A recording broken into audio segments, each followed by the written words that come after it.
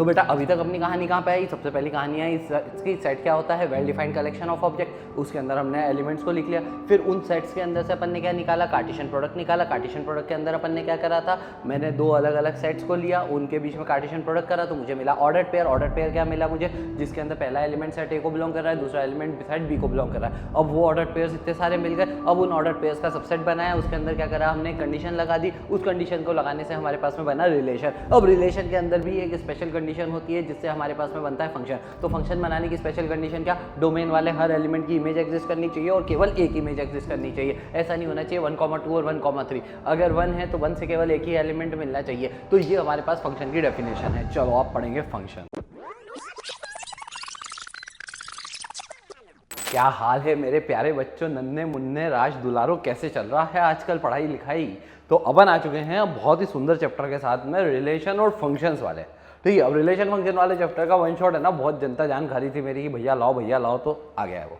ठीक है, अब देखो मेरी बात सुनो। सबसे पहली कहानी तो ये चलते हैं कि अपन ने अभी तक मैथ्स के अंदर पहला चैप्टर पढ़ रखा है। पहला चैप्टर जो था मैंने वो पढ़ा था सेट्स। ठीक है, एक क्विक रिवीजन देता हूं मैं तुमको सेट्स का। ठीक है, तो सेट्स के अंदर अपन ने पढ़ा था set is defined as well defined collection of objects. पढ़ा था कि नहीं पढ़ा था? वेल डिफाइंड का मतलब ये है कि सबके लिए वो एलिमेंट सेम होना चाहिए। बेस्ट क्रिकेटर वाला जो सेट था वो सेट नहीं था, वो कलेक्शन जो था वो सेट नहीं था। पर अगर all the cricketers who scored century, वो सेट, वो कलेक्शन जो है वो सेट हो जाएगा, है ना? ऐसा पढ़ा था कि नहीं पढ़ा? फिर अपन ने सेट के अंदर पढ़ा था कि अपन किसी भी सेट को कैसे रिप्रेजेंट करते थे, कैपिटल अल्फाबेट से रिप्रेजेंट करते थे, और उसके एलिमेंट्स को अपन क्या करते थे, small A B C D सबसे रिप्रेजेंट करते थे। फिर सेट्स के अंदर अपन ने पढ़े थे यूनियन। यूनियन का मतलब है कि वो सारे एलिमेंट जो ए और बी दोनों के अंदर आ रहे हैं, ठीक है, ए का हो या फिर बी का हो, दोनों ले लेते हैं। और फिर अपन ने पढ़ा था इंटरसेक्शन। इंटरसेक्शन के अंदर अपन ने क्या पढ़ा था, इंटरसेक्शन के अंदर अपन ने पढ़ा था ए और बी के common element, A and B जो कॉमन एलिमेंट्स आ रहे थे, ए माइनस बी पढ़ा था, वो सारे ए के एलिमेंट्स जो बी में नहीं आ रहे, बी माइनस ए मतलब वो सारे बी के एलिमेंट्स जो ए में नहीं आ रहे। ऐसा करके ऐसे अपन ने ये सारी कहानी सेट्स के अंदर पढ़ी। अब क्या हुआ कि सेट्स के अंदर हमने देखा कि हमारे पास में एक नई चीज आती है जिसे अपन बोलते हैं कार्टेशियन प्रोडक्ट। तो प्यारे बच्चों, सबसे पहली कहानी जो अपन पढ़ने वाले हैं वो पढ़ेंगे Cartesian product of the sets. Set मैंने तुम्हें बता दिया क्या था। अब कार्टेशियन प्रोडक्ट का मतलब ये है कि लेट अस कंसीडर कि मेरे पास में क्या है, मेरे पास में दो अलग अलग सेट है। मेरे पास एक सेट ए है जिसके अंदर एलिमेंट्स है 1 2 3। मैंने एक सेट बी मान लिया जिसके अंदर एलिमेंट्स मान लेता हूँ ए और बी। अब अपन ने क्या करा है, इनके बीच में ऐसा लिख दिया ए क्रॉस बी। अब ए क्रॉस बी, जैसे अगर रियल नंबर्स के अंदर बात करूंगा तो 2 × 3 कितना होता है, 6 होता है। यहाँ पर क्रॉस का मल्टीप्लीकेशन का साइन का क्या रिप्रेजेंटेशन है, वो ये रिप्रेजेंटेशन है कि जब आप ए क्रॉस बी करोगे तो आपके पास आएगा ऑर्डर्ड पेयर x, y। अब आप बोलोगे भैया x ऊपर नहीं है, नीचे नहीं, y ऊपर नहीं है, y नीचे नहीं, तो ये है क्या, ये है ऐसा कि ये x, y है सच दैट x वाला जो एलिमेंट है वो सेट a को बिलोंग कर रहा है एंड y वाला जो एलिमेंट है वो b को बिलोंग कर रहा है। अब x जो है वो a को बिलोंग कर रहा है, a को बिलोंग कर रहा है मतलब x की जगह पे क्या क्या हो सकता है, 1 हो सकता है, कर सकता है, 2 हो सकता है, 3 हो सकता है, y की जगह पे क्या क्या हो सकता है, y किसको बिलोंग कर रहा है, y बिलोंग कर रहा है सेट b को, तो y की जगह पे क्या क्या हो सकता है, a हो सकता है, b हो सकता है। तो अगर अपन देखेंगे तो फिर तो ऐसी जोड़ी बन गई कि आप बोलोगे सर x की जगह पे अगर मैंने 1 रखा और y की जगह पे a रखा तो एक ऑर्डर्ड पेयर बनेगा कि नहीं बनेगा, बिल्कुल बनेगा। x की जगह पे 1 रखा और y की जगह पे b रखा दूसरा बनेगा, अरे बनेगा, क्यों नहीं बनेगा। तो अगर अपन देखेंगे तो a क्रॉस b से मेरे पास ऑर्डर्ड पेयर्स आ जाएंगे 1, a 1, b 2, a 2, b 3, a और 3, b। अब इन सभी ऑर्डर्ड पेयर्स का जो सेट होता है उसे अपन क्या बोलते हैं, Cartesian product of A and B. क्या ये बेसिक सी कहानी है, ठीक है बच्चों। तो अपने पास में क्या है, अगर इसी के बदले बी क्रॉस होता तो क्या होता, फिर जो ऑर्डर्ड पेयर लिखते हैं उसके अंदर पहला वाला एलिमेंट बहुत ही बढ़िया बी को बिलोंग करता है और दूसरा वाला एलिमेंट किसको बिलोंग करता है, ए को बिलोंग करता है। चलो अब अगर अपन इसके अंदर देखें तो जैसे यहाँ पर हमारे पास में एक पिक्चर बनी हुई है जिसके अंदर मेरे पास एक सेट ए है जिसके अंदर एक डीओजी साहब है और एक कैट है, और बी वाले सेट के अंदर हमारे पास चिकन रखा हुआ है, दूध रखा हुआ है। अब मेरे पास में क्या क्या हो सकता है, या तो मैं डीओजी साहब को क्या दे दूंगा, चिकन दे दूंगा, या मैं डीओजी साहब को मिल्क दे दूंगा, या मैं कैट को चिकन दे दूंगा, या मैं कैट को मिल्क दे दूंगा। तो ये सारे कार्टेशियन प्रोडक्ट बेसिक हमारे जीवन के अंदर क्या है, हमारे जीवन के अंदर वो ये बता रहा है कि जैसे एक सेट है जिसके अंदर एनिमल्स है, एक सेट है जिसके अंदर फूड है, तो कितने हमारे पास में पेयरिंग बन सकती है, वो हमारा कार्टेशियन प्रोडक्ट है।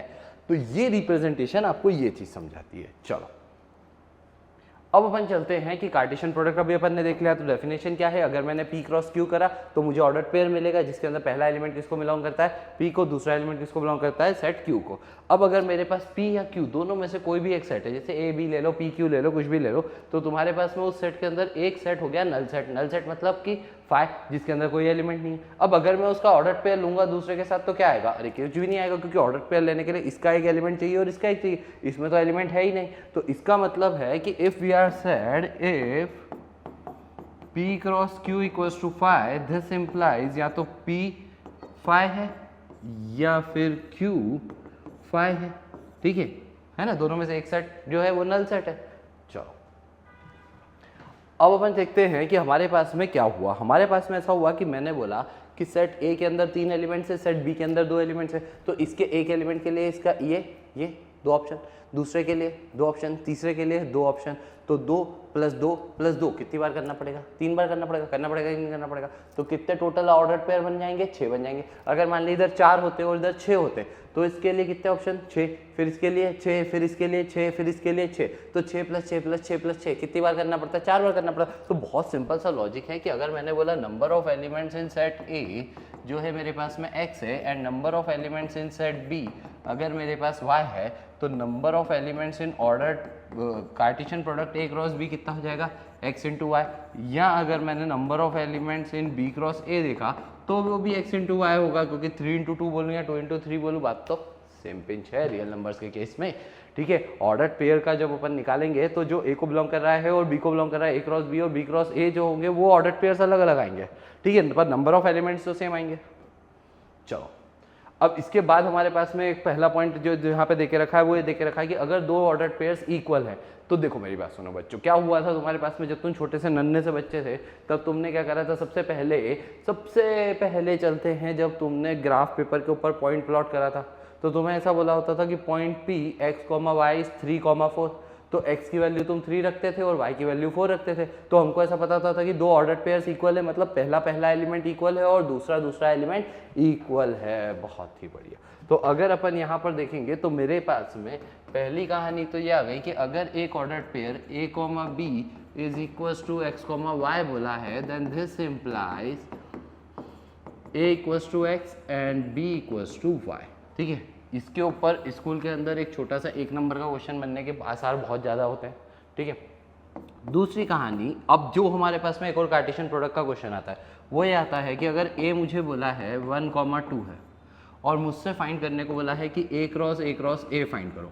अब देखो जब मैंने a क्रॉस a करा था तो मेरे पास में क्या हो रहा था, a का कार्टेशियन प्रोडक्ट a से ले रहा था, तो मेरे पास ऑर्डर पेयर के अंदर 2 एलिमेंट थे, पर a क्रॉस a कर रहा हूँ मैं, 3 सेट को मल्टीप्लाई करूंगा तो अब ऑर्डर पेयर में कितने एलिमेंट होंगे, 3 होंगे। यार कितना स्मार्ट बच्चे हो यार, ठीक है। तो अब हमारे पास में क्या होगा, जब मैं a क्रॉस a करूंगा तो अब क्या होता है ना, बच्चे इसको लिखने में गड़बड़ कर देते हैं। तो बेसिकली क्या करा करो तुम, a को 1 बार, 2 बार और 3 बार, अब लिखा ना अपन है, अब 1 ऑर्डर पेयर्स बनाते हैं तो अपने लिए काम आसान हो जाएगा, इसका 1, इसका 1 और इसका 1, तो पहला ऑर्डर पेयर बनेगा 1, 1, 1, फिर इसका 1, इसका 1 और इधर से 2, तो बन जाएगा 1, 1, 2। अब तो तुम्हें समझ में आएगी ट्रिक क्या करना है, फिर 1, फिर इधर से 2, तो हमारे पास में हो जाएगा 1, 2, 1, ऐसे ही हो जाएगा मेरे पास 1, 2, 2, और ऐसे ही अब ये 2 के लिए भी हो जाएगा, तो हमारे पास हो जाएगा 2, 1, 1 एंड 2, 1,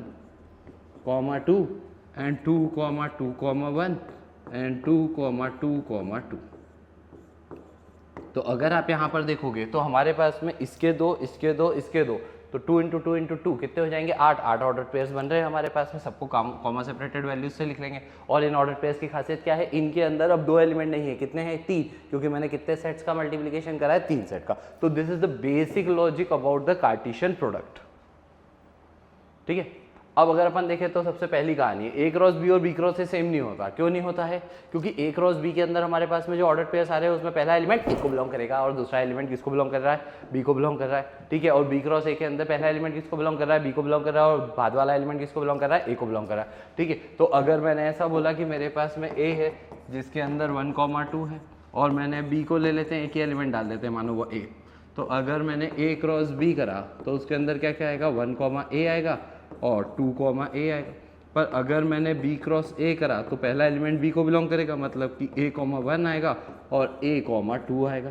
अब ऑब्वियसली बात है ये दोनों ऑर्डर पेयर्स इक्वल नहीं है, क्योंकि इसमें आगे पीछे लिखा है ना, दो ऑर्डर पेयर्स इक्वल कब होते हैं? बहुत बढ़िया, दो ऑर्डर पेयर्स तभी इक्वल हो सकते हैं जब पहला एलिमेंट सेम हो और दूसरा एलिमेंट सेम हो। तो ये और ये इक्वल नहीं है, ठीक है।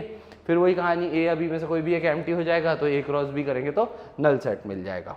चलिए अब देखो क्वेश्चन देखते हैं अपन बच्चों, बहुत ही सिंपल सा क्वेश्चन है हमारे पास में। तो हमें बोला है कि दो ऑर्डर पेयर्स इक्वल है, दो ऑर्डर पेयर्स इक्वल होते हैं तो कॉन्सेप्ट क्या था? दो ऑर्डर पेयर्स इक्वल होते हैं तो कॉन्सेप्ट क्या था?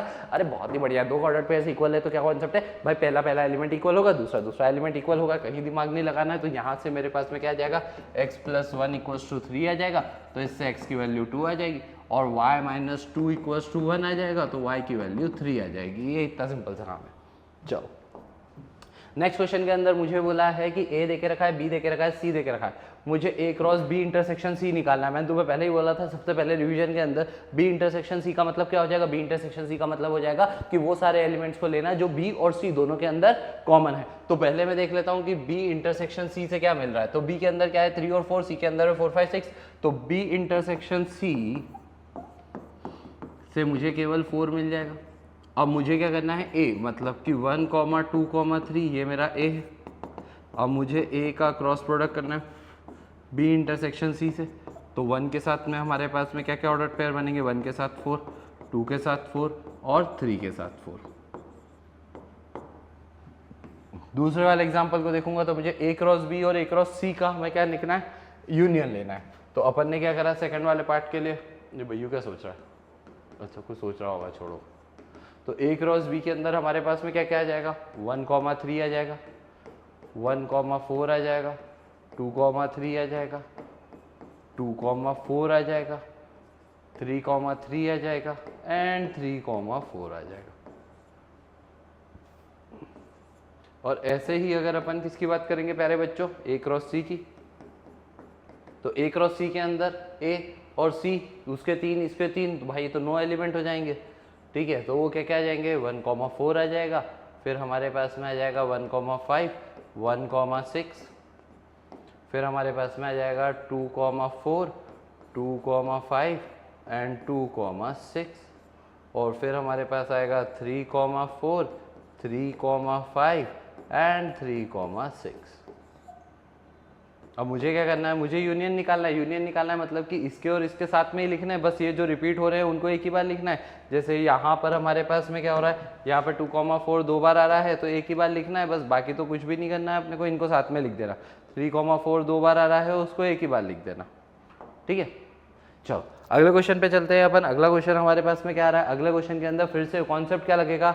दो ऑर्डर पेयर्स इक्वल दिए। अरे यार अभी तो बताया कि नहीं बताया, आ गया कि नहीं आ गया, क्या करना पड़ेगा?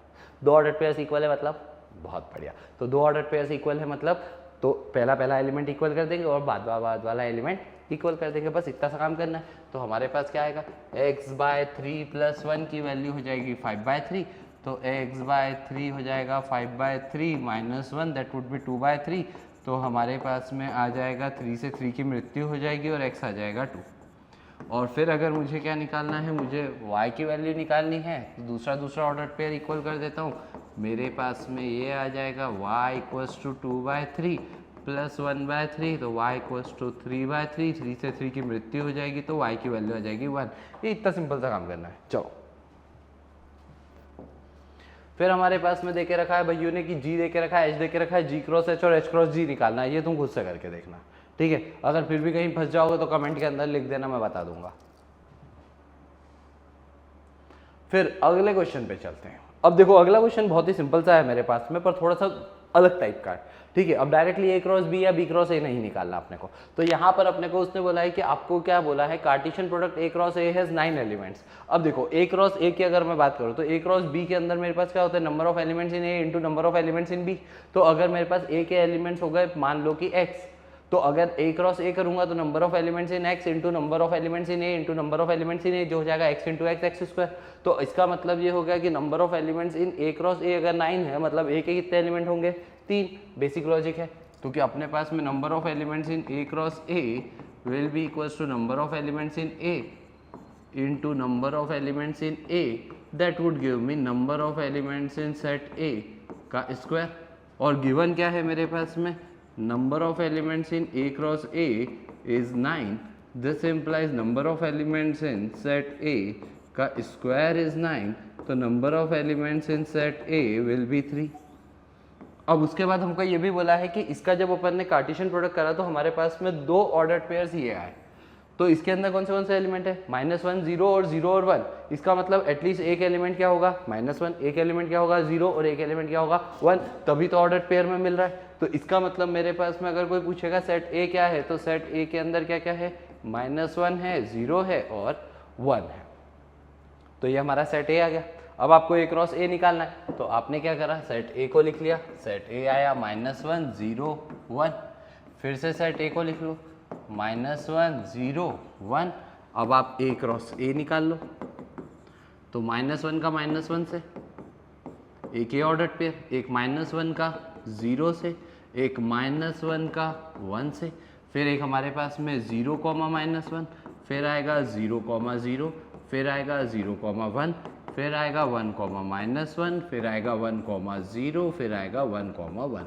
तो इस तरह से सारे ऑर्डर्ड पेयर्स को अपन कॉमा सेपरेटेड लिख देंगे और ये हमारे पास आंसर आ जाएगा। बस इतनों सो काम करना है भाई। तो ये कहानी हमारी कार्टेशियन प्रोडक्ट की है। अब अपन चलते हैं नए टॉपिक पे, उसे कहते हैं रिलेशन। तो प्यारे बच्चे, अच्छे बच्चे, नन्हे और मुन्ने बच्चों, अब अपन पढ़ेंगे बहुत ही सुंदर सी चीज, रिलेशन।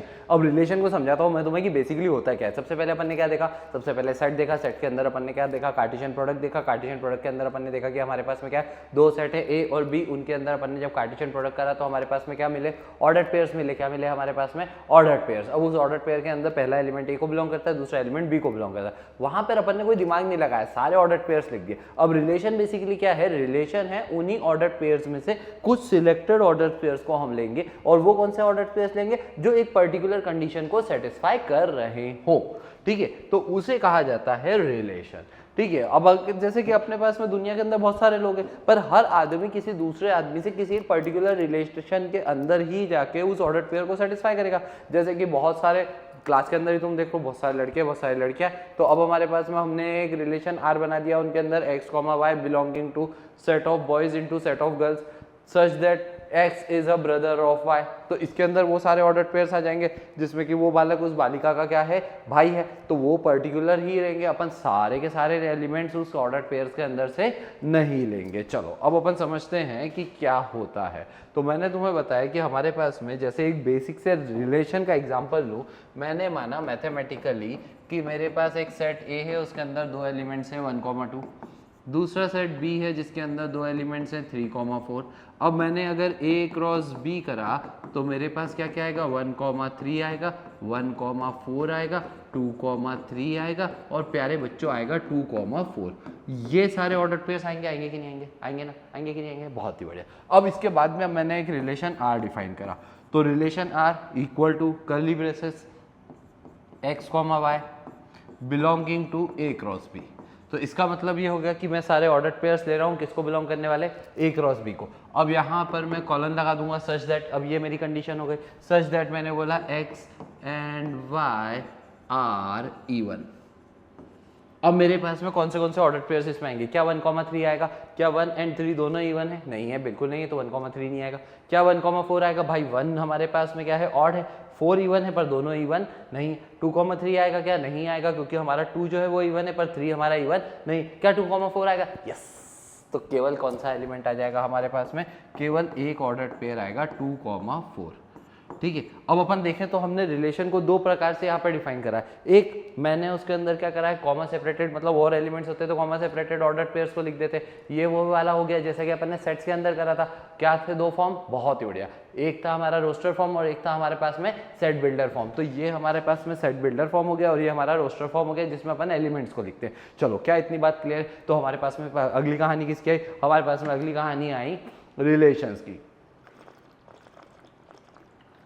तो रिलेशन के अंदर क्या करना है अपने को, अपने पास में ए एक सेट है, एक सेट बी है, अपन ने ए क्रॉस बी करा, जिससे मुझे क्या मिलेगा क्या मिलेगा क्या मिलेगा, ऑर्डर पेयर्स मिलेंगे, है ना, सारे के सारे मिल जाएंगे, जिसके अंदर पहला एलिमेंट किसको बिलोंग करेगा, सेट ए को, दूसरा एलिमेंट बिलोंग करेगा सेट बी को। अब मैंने उसके अंदर एक रिलेशन बना लिया कि जो ऑर्डर पेयर के एलिमेंट्स है उनके बीच में कोई एक पर्टिकुलर कंडीशन डिफाइन कर दी, जो वो कंडीशन को सेटिस्फाई करेंगे मैं केवल वही वाले ऑर्डर पेयर्स ले रहा हूं। ठीक है, तो अब relation R from a non-empty set A to a non-empty set B is a subset of Cartesian product, क्योंकि Cartesian product के अंदर के कुछ एलिमेंट्स ले रहे हैं। ठीक है, this subset is derive by describing a relationship. अपन ने क्या करा है, सबसेट को कैसे डिस्क्राइब करा है, कुछ एक रिलेशनशिप बना दिया है जो एलिमेंट सेट ए और सेट बी के सेटिस्फाई करेंगे। ठीक है, अब हमारे पास में क्या होता है, यहाँ पर एक टर्म आता है image of the first element. ठीक है, तो उसको समझाता हूँ मैं आपको बच्चों की क्या होता है। तो अगर अपन ने क्या करा, मेरे पास में एक रिलेशन को डिफाइन करने के लिए मेरे पास एक सेट ए है, एक सेट बी है। जैसे अभी हमारे पास था 1 2 3 4। अब मैंने जब ए क्रॉस बी करता हूँ तो मेरे पास में क्या होता है, 1 की मैपिंग 3 से भी होगी, 1 की 4 से भी होगी, 2 की 3 से भी होगी, 2 की 4 से भी होगी। तो ये हमारे पास ए क्रॉस बी हो जाएगा। पर अगर मैं इसी के बदले रिलेशन की बात करता हूँ, किसकी बात करता हूँ प्यारे बच्चों, उस रिलेशन R की जिसके अंदर ए क्रॉस बी के वही ऑर्डर पेयर्स में ले रहा हूँ, तो 1 2 3 4, तो केवल यही वाला एक ही ऑर्डर पेयर मेरे पास में आया था ना, 2,4 वाला, तो मैपिंग बस इसी की हो रही है। तो अगर अपन बोलेंगे तो 2 की इमेज क्या है, 4 है, और 4 की प्री इमेज क्या है, 2 है। तो यहाँ पर क्या होता है, इमेज का मतलब अगर तुमने एक आईना रखा तो इससे कौन सा वाला एलिमेंट मिलेगा। ठीक है, आउटपुट किससे मिल रहा है, तो अपन बोलेंगे 4 is image of 2, or we can say 2 is pre-image of 4। ठीक है, तो इससे हमारे पास में ये फंडा आ जाता है। चलो अब हमारे पास में method of representing the set roster form है, और एक हमारे पास में सेट बिल्डर फॉर्म है। रोस्टर फॉर्म के अंदर क्या कर रहे हैं अपन, कॉमा सेपरेटेड वैल्यूज के अंदर ऑर्डर पेयर्स को लिख रहे हैं। जैसे यहाँ पर मेरे पास में एक रिलेशन है जिसके अंदर मेरे को अमित के नंबर, नेहा के नंबर और राज के नंबर लिखे हुए हैं। ठीक है, मैं इसके बदले क्या कर सकता था, मैं एक सेट ए डिफाइन कर देता, नेम ऑफ द स्टूडेंट्स, एक सेट बी डिफाइन कर देता, मार्क्स ऑब्टेन, तो उसके अंदर नेम ऑफ द स्टूडेंट्स के अंदर आता अमित, नेहा एंड राज। दूसरे वाले सेट बी के अंदर आता हमारे पास 85 92 और 78, या बहुत सारे नंबर भी आ सकते थे। फिर मैं उसके अंदर बोल देता ए क्रॉस बी को बिलोंग करने वाले सारे ऑर्डर पेयर जो सेटिस्फाई करते हैं marks obtain bye a particular student. तो अमित के नंबर कितने हैं, 85, तो यही वाला ऑर्डर पेयर उसको सेटिस्फाई करता। अमित कॉमा 92 नहीं आता, वो तो नेहा के साथ में आ जाएगा। चलो बहुत ही बढ़िया। अब जैसे हमारे पास में दूसरा तरीका है सेट को रिप्रेजेंट करने का, वो कैसे है, well defined collection. Well defined अपने पास में एक तरीका होता है जिसे अपन कौन सा बोलते हैं, सेट बिल्डर फॉर्म। तो अब अगर अपन इसके अंदर देखेंगे तो मेरे पास में यहाँ पर क्या करा, यहाँ पर इस रिलेशन को ऐसे डिफाइन करा है x, y such that y is equal to x square, जिसमें x बिलोंग कर रहा है 1 2 3 को। तो यहाँ पर ये क्या हो गया, एक प्रॉपर्टी डिफाइन कर दी।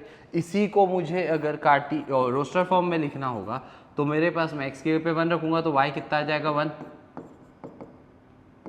और अगर मैं x की जगह पे 2 रखूंगा तो y कितना आएगा 2 का स्क्वायर, x की जगह पे 3 रखूंगा तो y कितना आएगा 3 का स्क्वायर।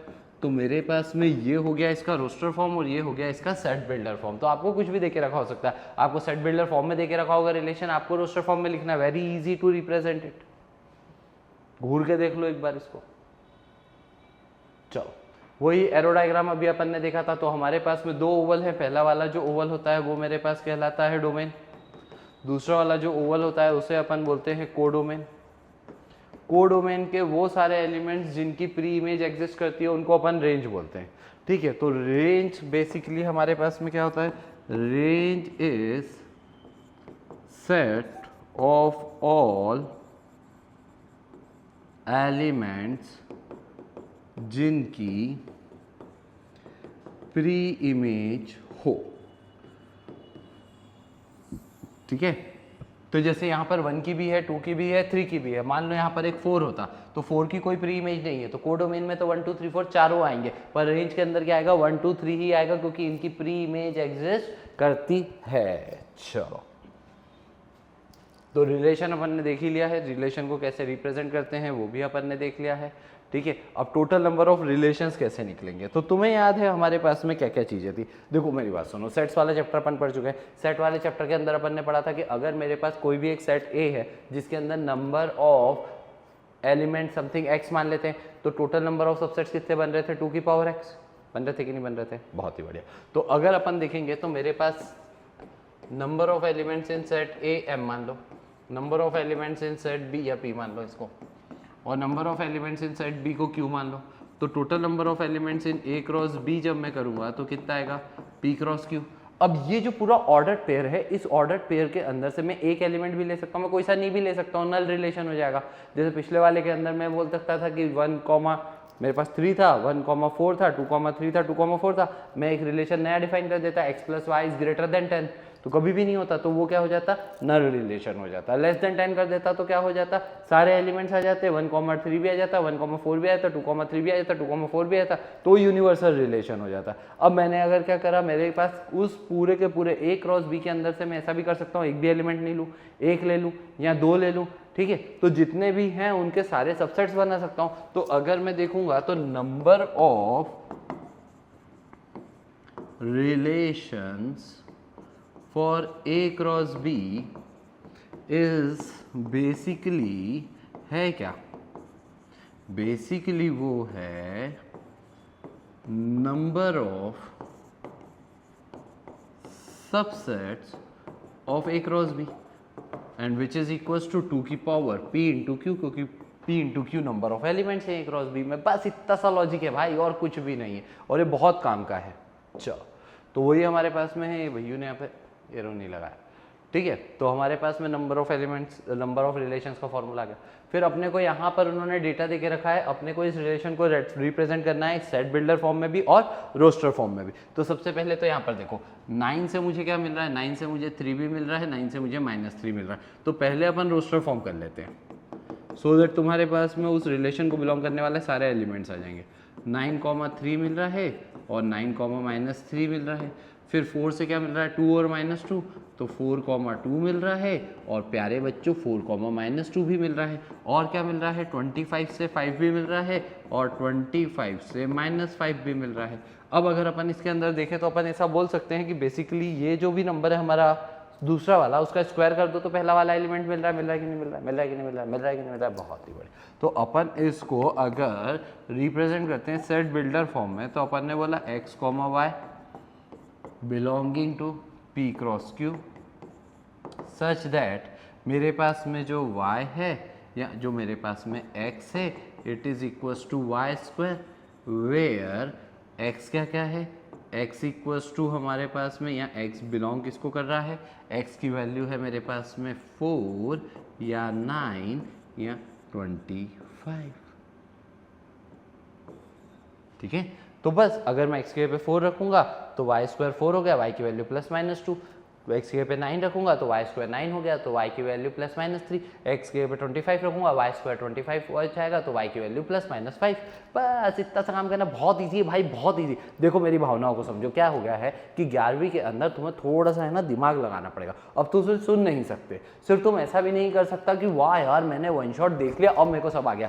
देखो भाई, मैं तुम्हें ऐसी हवाई बातें सिखाने नहीं आया हूँ, मैं आया हूँ तुम्हें पढ़ाने के लिए। और पढ़ने का तरीका सिंपल सा समझो कि जब तक तुम ये वन शॉट देख रहे हो तो तुम्हें हर बार पॉज करके खुद से लिखना पड़ेगा, तुम्हें बुक के अंदर से अतिरिक्त क्वेश्चन सॉल्व करने पड़ेंगे। सिर्फ ऐसा सोचना, सिर्फ ऐसा मानना कि मैंने वन शॉट देख लिया अब मेरा सब हो गया, अब मेरे को पढ़ने की जरूरत नहीं है, अब मेरे को खुद से प्रैक्टिस करने की जरूरत नहीं है, ये गलत बात है, ठीक है। मैं बीइंग अ टीचर बोल रहा हूँ तुम्हें कि ये सब हवाई बातों में पढ़ाई नहीं होगी, पढ़ाई तभी होगी जब तुम तरीके से पढ़ोगे। अब अगले क्वेश्चन पे चलते, प्यारे बच्चे, अच्छे बच्चे, नन्हे और मुन्ने बच्चे। चलो, तो हमारे पास में सेट ए देखे रखा है, उसके अंदर 1,2 है, बी के अंदर 3,4 है, find the number of relations from A to B. अब देखो मेरी बात सुनो, उसने ये तो बताया नहीं कि सारे रिलेशंस को लिख के बताओ, बस इतना सा पूछा है नंबर ऑफ रिलेशंस। तो क्या करेंगे अपन सबसे पहले लिखेंगे number of elements in set A कितने हैं, 2। Number of elements in set P कितने हैं, 2। Number of elements in A cross B कितने होंगे हमारे पास, 4। तो हमारे पास में नंबर ऑफ रिलेशंस क्या हो जाएंगे, अपने को पता है नंबर ऑफ रिलेशंस का फॉर्मूला क्या होता है ना, 2 की पावर 4 जो हो जाएगा 32। बस इतना सा काम करना है यार, स्मार्ट बच्चे हो तुम तो यूं ही निपटा दोगे इन सब चीज़ों को। अब अपन चलते हैं अगले रिलेशन पे। Define the relation R on the set N of the natural number such that R equals to Y equals to x plus 5, X is a natural number less than 4। तो देखो मेरी बात सुनो, एक्स नेचुरल नंबर है less than 4, तो x की value क्या क्या हो सकती है, 1 हो सकती है, 2 हो सकती है, 3 हो सकती है, 4 हो सकती है, 4 हो सकती है, हैं? नहीं हो सकती। क्यों नहीं हो सकती? लेस देन 4 बोला, लेस देन इक्वल टू बोला होता तो क्या होता, हो सकती, पर यहाँ पर लेस देन 4 बोला है तो x की वैल्यू कितनी हो सकती है, 1 हो सकती है, 2 हो सकती है और 3 हो सकती है प्यारे बच्चों। तो अगर अपन देखेंगे तो हमारे पास में इस रिलेशन के अंदर जब मैं x की जगह पे 1 रख दूंगा तो 1 + 5 कितना हो जाएगा 6, x की जगह पे 2 रख दूंगा तो 2 + 5 हो जाएगा 7, x की जगह पे 3 रख दूंगा तो 3 + 5 हो जाएगा 8। तो कुल मिला के मेरे पास बस ये इतने ऑर्डर पेयर्स आएंगे, ठीक है। फिर अपन चलते हैं डोमेन एंड रेंज के ऊपर। तो अभी मैंने तुम्हें बताया कि डोमेन क्या होता है, ये वाला सेट ए वाले एलिमेंट्स जो होते हैं वो हमारे पास डोमेन होते हैं जिनकी इमेजेस एग्जिस्ट करती है, और जो इमेजेस एग्जिस्ट करती है जिनकी प्री इमेज एग्जिस्ट करती है वो रेंज, और जिनकी प्री इमेज एग्जिस्ट नहीं करती वो सब डोमेन में आ जाते हैं, जिनकी प्री इमेज एग्जिस्ट करती है वो भी डोमेन के अंदर आ जाते हैं। तो डोमेन बेसिकली इतना बड़ा थैला हो गया, उसके अंदर से ही रेंज वाले एलिमेंट्स आ जाएंगे, बच्चे खाली रह जाएंगे जिनकी प्री इमेज एग्जिस्ट नहीं करती है, ठीक है। तो पहले वाले सेट का जो ऑर्डर पेयर, वो जो सेट होता है हमारे पास ऑर्डर पेयर के अंदर पहला वाला सेट, वो क्या कहलाता है, डोमेन कहलाता है। वो सारे सेकंड एलिमेंट्स जिनके अंदर हमारे पास में प्री इमेज एग्जिस्ट करती है उनको रेंज बोलते हैं, और पूरे सेट बी को अपन क्या बोलते हैं, कोडोमेन बोलते हैं। तो रेंज बेसिकली सबसेट हो जाएगी कोडोमेन का, क्योंकि रेंज के अंदर बिलोंग करने वाले वो सारे एलिमेंट्स हैं जो कोडोमेन के अंदर हैं। जैसे अगर अपन यहाँ पर देखेंगे तो इस रिलेशन को अगर आप देखोगे तो 8 की प्री इमेज है, 27 की प्री इमेज है, 1 की प्री इमेज है और 64 की प्री इमेज है, ठीक है। तो अब ये सब रेंज हो जाएंगे डोमेन के अंदर, तो 1 2 3 4 हो गया, पर 3 16 2 4 9 23 इन सब की प्री इमेज एग्जिस्ट नहीं करती। तो अब अगर प्यारे बच्चों इसके अंदर आप देखोगे तो आपसे अगर पूछा है कि डोमेन में क्या क्या है, तो 1 2 3 4, रेंज के अंदर कौन से एलिमेंट्स है यार, रेंज के अंदर जल्दी बता यार, जल्दी बता। रेंज के अंदर वो सारे एलिमेंट्स हैं तेरे पास में बेटा जिनकी प्री इमेज एग्जिस्ट करती है। तो किस किस की कर रही है, 8 27 1 और 64, और वो वाले सारे एलिमेंट्स और जिनकी प्री इमेज एग्जिस्ट करती है उन सबके मिला के सेट को कोडोमेन बोलते हैं। तो कोडोमेन में 1 आ जाएगा, 2 आ जाएगा, 3 आ जाएगा, 4 हो जाएगा, ठीक है। 4 के बाद में तेरे पास 8 आ जाएगा, 9 आ जाएगा, 16 आ जाएगा, 27 आ जाएगा, 23 आ जाएगा और 64 आ जाएगा। तो सारे एलिमेंट्स आ जाएंगे। चल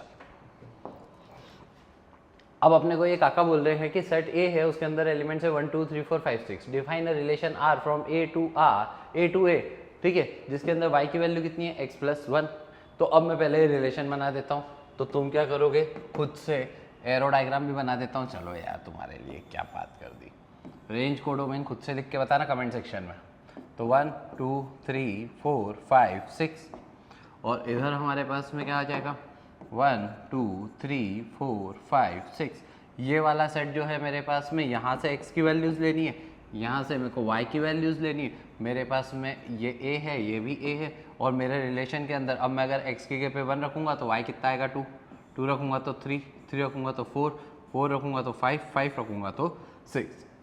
ये मेरा एरो डायग्राम हो गया। अब इसके अंदर बाकी की चीज़ों को तुम लिख सकते हो, ठीक है ना।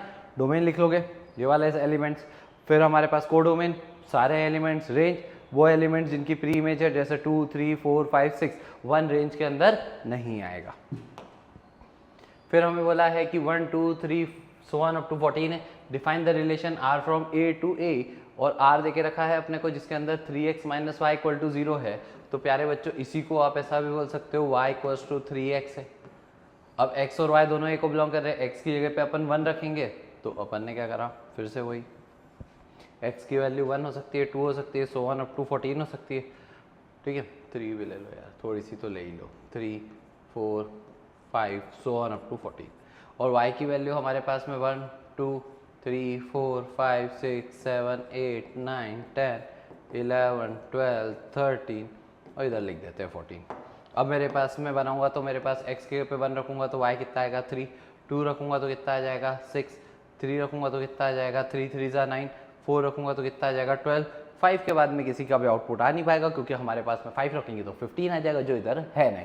बस ये मैपिंग बनाना एक बार समझ में आ गई ना तुम्हें, तो तुम्हें दिख जाएगा कि यहाँ पर ये वाले एलिमेंट्स डोमेन के हो गए, ये पूरा का पूरा सेट कोडोमेन हो गया, और जिनकी प्री इमेज एग्जिस्ट कर रही है वो रेंज हो गए। तो रेंज में क्या आएगा, 3 आएगा, 6 आएगा, 9 आएगा और 12 आ जाएगा। चलो ये क्वेश्चन तो स्वयं करना है, इसका भी आंसर कमेंट सेक्शन में डालना। कुछ भी नहीं करना है, B is exactly divisible by A, तो अपने पास में कौन से एलिमेंट्स आएंगे। चलो यार, ये बाबा मेरे को बोल रहा है कि बच्चों को बेचारों को खुद करना मत बोलो, आप कर दो।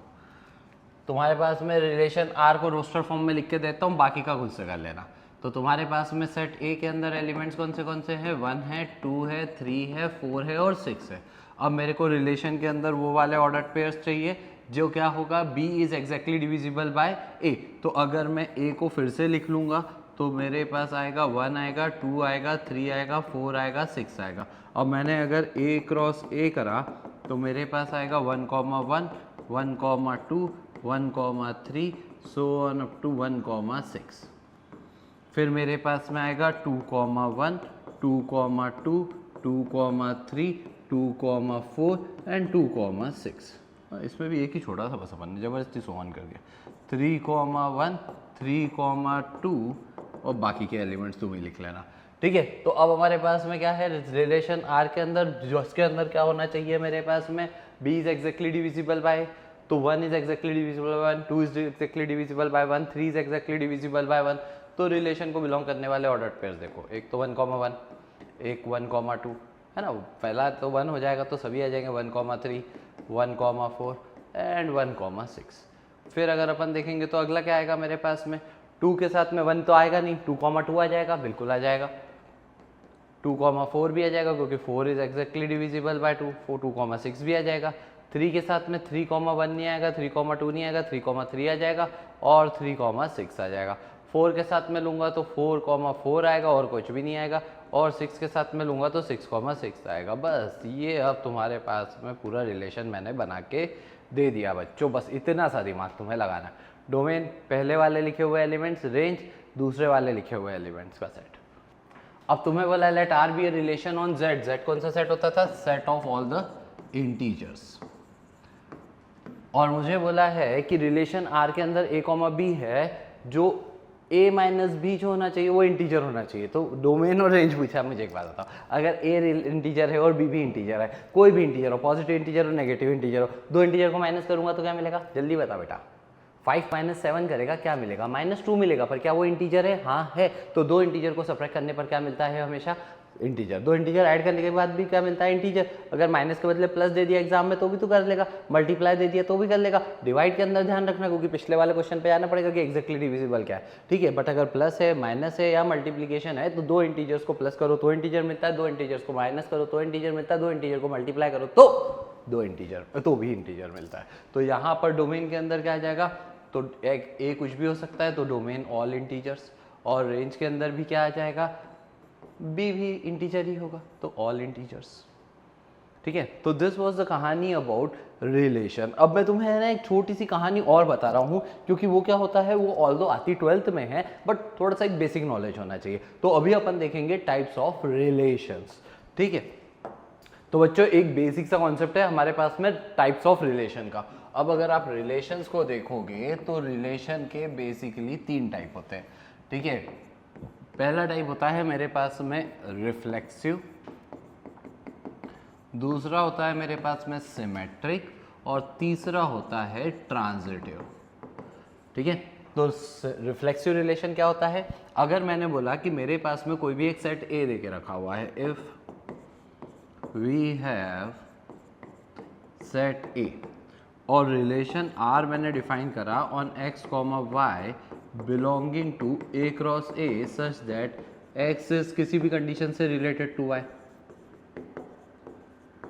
ठीक है। तो अब हमारे पास में क्या होगा, बहुत सारे ऑर्डर पेयर्स होंगे। अब इसके अंदर हमारे पास में रिफ्लेक्सिव का मतलब क्या होता है, रिफ्लेक्सिव का मतलब होता है कि each element is related to itself, ठीक है। मतलब मैंडेटरी कंडीशन हो गई कि हर एलिमेंट खुद से रिलेटेड होना चाहिए। खुद से रिलेटेड होना चाहिए मतलब मैंने बोला कि इफ ए हमारा कोई सा भी एक एलिमेंट है जो सेट ए को बिलोंग करता है, then this implies A comma A should belongs to relation R. जैसे अगर मैंने ए बोला कि ए के अंदर है मेरे पास 1, 2, अब मैंने रिलेशन आर डिफाइन करा on X comma Y belonging to A cross A such that x plus Y is even, तो क्या 1,1 होगा, 1 + 1 कितना हो जाएगा, 2 हो जाएगा। क्या 2,2 होगा, होगा। तो क्या हर एलिमेंट खुद से रिलेटेड है? आप बोलोगे कि भैया 2,2 भी होगा, 1,1 भी होगा, बिल्कुल होगा। तो अब मेरे पास में हर एलिमेंट खुद से रिलेटेड है यहाँ पर, तो इसीलिए ऐसे रिलेशन को क्या बोलेंगे अपन, रिफ्लेक्सिव रिलेशन बोलेंगे। दूसरा हमारे पास में होता है सिमेट्रिक रिलेशन। अब प्यारे बच्चों, सिमेट्रिक रिलेशन का मतलब ये होता है कि अगर x, y बिलोंग करता है रिलेशन R को, then y, x must belong to R। मतलब कि अगर मैंने बोला है कि मेरे पास एक रिलेशन है, उसके अंदर 1,1 है, 1,3 है और 2,4 है, तो अगर 1,1 तो कोई फर्क ही नहीं पड़ रहा, पर अगर 1,3 है तो इट इज़ मैंडेटरी कि 3,1 भी होना चाहिए, और 2,4 है तो 4,2 भी होना चाहिए। अगर ये सब है तो ये क्या हो जाएगा, अब ये हो जाएगा सिमेट्रिक रिलेशन, क्योंकि अगर a, b है तो b, a भी होना चाहिए। और ऐसा नहीं होना चाहिए कि 1,3 के लिए तो है सर, 2,4 के लिए नहीं है, तो आधा सिमेट्रिक होगा क्या, नहीं, या तो पूरा होगा या नहीं होगा। ठीक है, चलो इसके बाद हमारे पास में जो कहानी आती है वो थोड़ी सी अलग है, ट्रांजिटिव। तो ट्रांजिटिव रिलेशन का मतलब ये होता है कि अगर x, y बिलोंग करता है रिलेशन को एंड y, z बिलोंग करता है रिलेशन को, मतलब अगर ये दो ऑर्डर्ड पेयर्स रिलेशन को बिलोंग करते हैं, then x, z must belong to R। ठीक है, तो x, z भी रिलेशन R को बिलोंग करना चाहिए। जैसे अगर मैंने बोला कि मेरे पास एक रिलेशन R है जिसके अंदर ऑर्डर पेयर्स हैं 1,2, 1,3 और 2,5। ठीक है, तो 1,2 है, अब 2 यहाँ पर एंड हो रहा है और ये 2 से स्टार्ट हो रहा है, तो x, y और y, z, तो ये हमारे पास में y हो गया, तो 1,5 भी होना चाहिए। क्या इसके अंदर 1,5 है? नहीं है, तो ये ट्रांजिटिव नहीं होगा। तो how can I make it transitive? मैंने बोला कि कुछ मत करो, इसको ट्रांजिटिव बनाना है तो आप क्या करो, इसके अंदर एक एलिमेंट और डाल दो 1,5। अब आप यहाँ पर बोलोगे कि सर 1,3 है, पर देख मेरी बात सुन, 1,3 है तो 3 से स्टार्ट होने वाला तो कोई सा भी नहीं है ना, तो 1,3 का अपने को कोई लोचा नहीं है। पर अगर 3,4 होता तो फिर 1,4 भी होना चाहिए। तो this is the basic definition कि हमारे पास में रिलेशन 3 टाइप के होते हैं। एक होता है हमारे पास में सिमेट्रिक, जिसके अंदर रिफ्लेक्सिव, जिसके अंदर हमारे पास में each element must be related to itself, जिसके अंदर a, हर एलिमेंट के लिए होना चाहिए। दूसरा होता है सिमेट्रिक, मतलब a, b है तो b, a भी होना चाहिए। और तीसरा होता है मेरे पास प्यारे बच्चों, अच्छे बच्चों, नन्हे और मुन्ने बच्चों, ट्रांजिटिव। उसके अंदर होता है अगर a, b है और b, c है तो a, c भी होना चाहिए। अगर b, c एग्जिस्ट ही नहीं करता तो भी कोई टेंशन नहीं है, फिर वो ट्रांजिटिव ही रहेगा। ठीक है, चलो तो बेटा अभी तक अपनी कहानी कहाँ पे आई? सबसे पहली कहानी आई इसकी सेट क्या होता है, well defined collection of object. उसके अंदर हमने एलिमेंट्स को लिख लिया, फिर उन सेट्स के अंदर से अपन ने क्या निकाला, कार्टेशियन प्रोडक्ट निकाला। कार्टेशियन प्रोडक्ट के अंदर अपन ने क्या करा था, मैंने दो अलग अलग सेट्स को लिया, उनके बीच में कार्टेशियन प्रोडक्ट करा तो मुझे मिला ऑर्डर्ड पेयर। ऑर्डर्ड पेयर क्या मिला मुझे, जिसके अंदर पहला एलिमेंट सेट ए को बिलोंग कर रहा है, दूसरा एलिमेंट सेट बी को बिलोंग कर रहा है। अब वो ऑर्डर्ड पेयर्स इतने सारे मिल गए, अब उन ऑर्डर्ड पेयर्स का सबसेट बनाया, उसके अंदर क्या करा हमने, कंडीशन लगा दी। उस कंडीशन को लगाने से हमारे पास में बना रिलेशन। अब रिलेशन के अंदर भी एक स्पेशल कंडीशन होती है जिससे हमारे पास में बनता है फंक्शन। तो फंक्शन बनाने की स्पेशल कंडीशन क्या, डोमेन वाले हर एलिमेंट की इमेज एग्जिस्ट करनी चाहिए और केवल एक इमेज एग्जिस्ट करनी चाहिए। ऐसा नहीं होना चाहिए 1,2 और 1,3। अगर 1 है तो 1 से केवल एक ही एलिमेंट मिलना चाहिए। तो ये हमारे पास फंक्शन की डेफिनेशन है। चलो आप पढ़ेंगे फंक्शन। ठीक है, तो फंक्शन को समझाने के लिए मैंने तुम्हें ये बताया कि हमारे पास में बेसिक कंडीशन क्या है। मैं तुम्हें अलग अलग मैपिंग से समझाता हूँ कि फंक्शन क्या है। जैसे 1, 2, 3 है, ए बी सी है, 1 से ए मिल रहा है, 2 से बी मिल रहा है, 2 से सी मिल रहा है, तो ये वाली जो मैपिंग है दिस इज नॉट फंक्शन।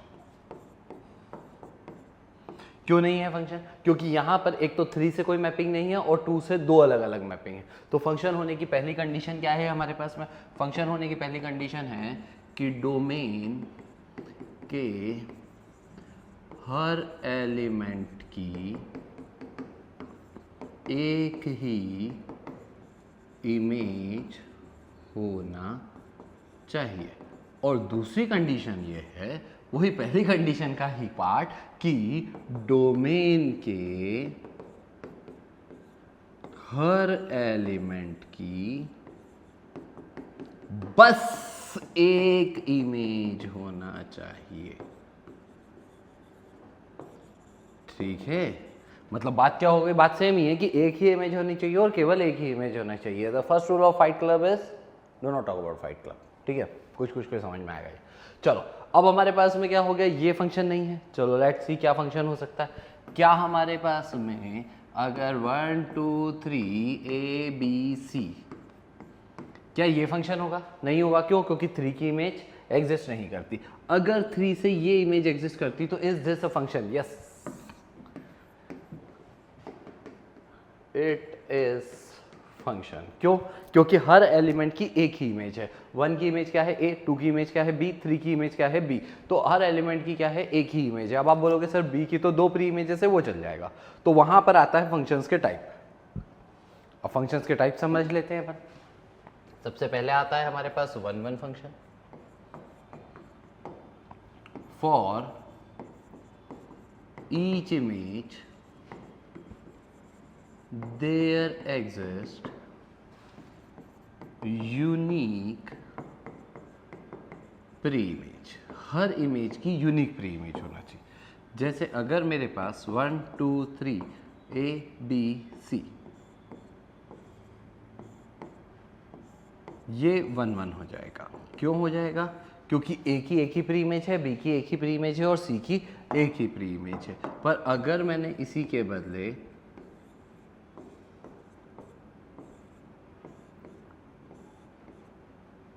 ऐसा बनाया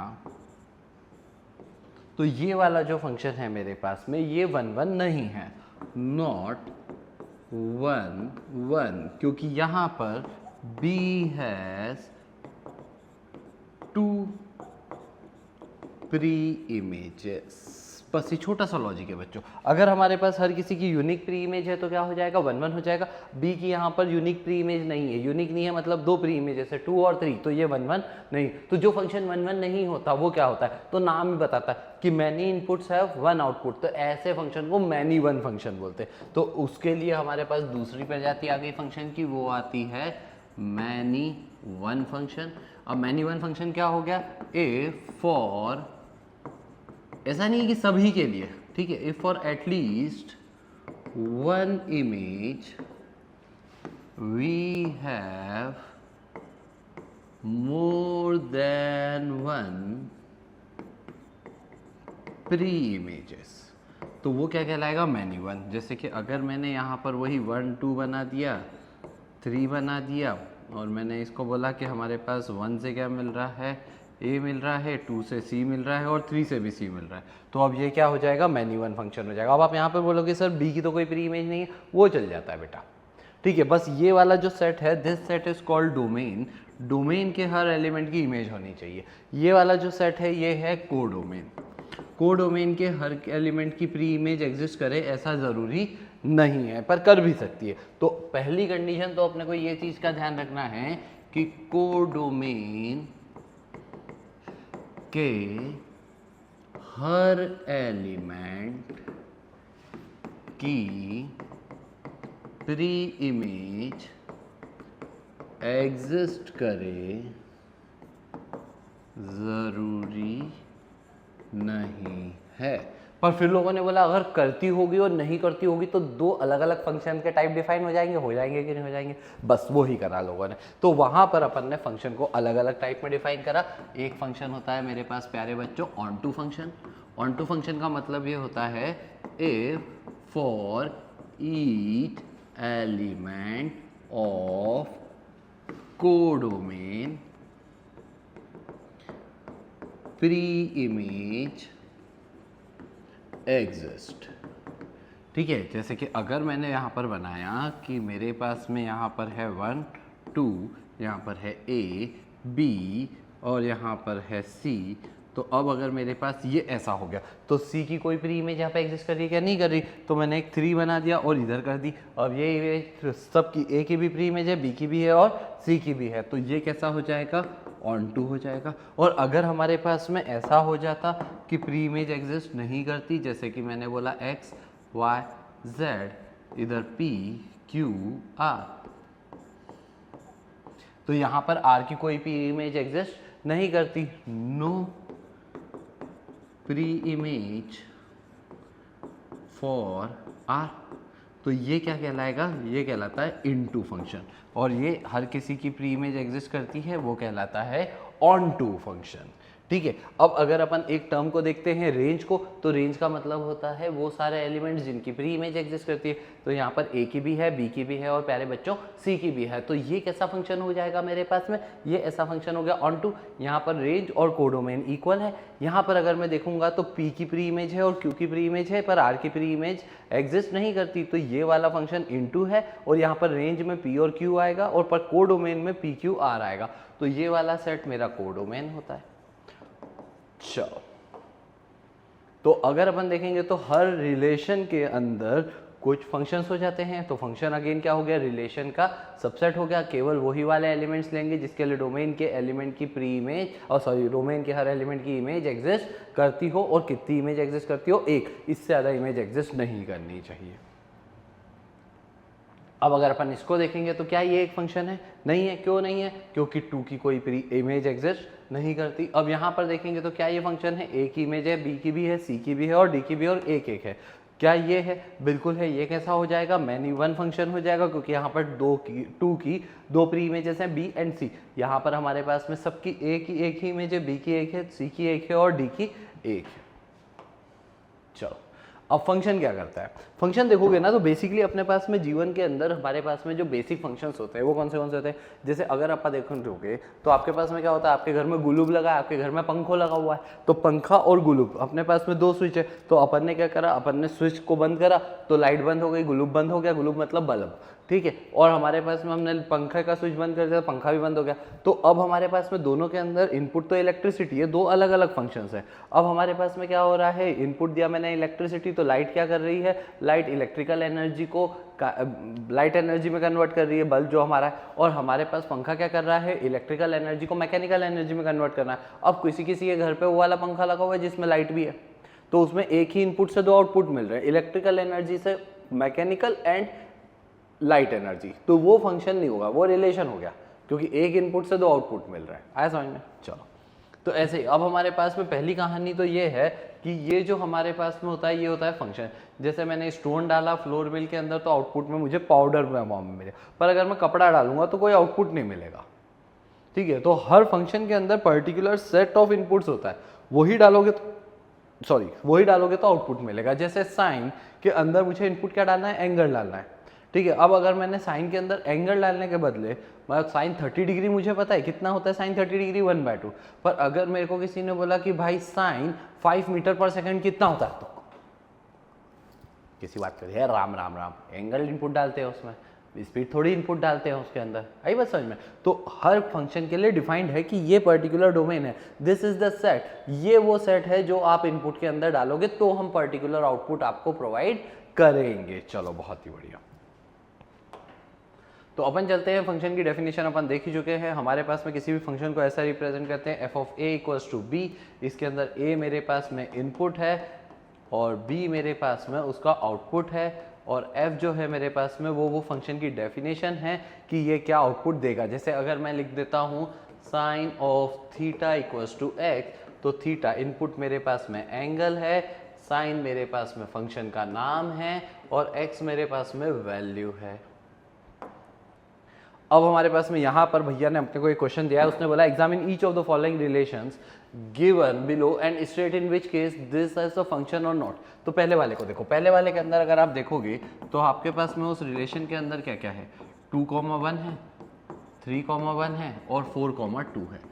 अब अगर मैं इसके अंदर देखूंगा तो मेरे को 2 से 1 मिल रहा है और 3 से भी 1 मिल रहा है, मतलब 2 और 3 दोनों का आउटपुट सेम है। बट क्या एक ही आउटपुट है? हाँ, अलग अलग है ना, यूनिक है ना। अगर मैं इसकी मैपिंग करके देखता हूँ तो 2, 3, 4, 1, 2, इससे मिल रहा है, इससे मिल रहा है, इससे मिल रहा है। तो ये फंक्शन है, और कैसा फंक्शन है ये?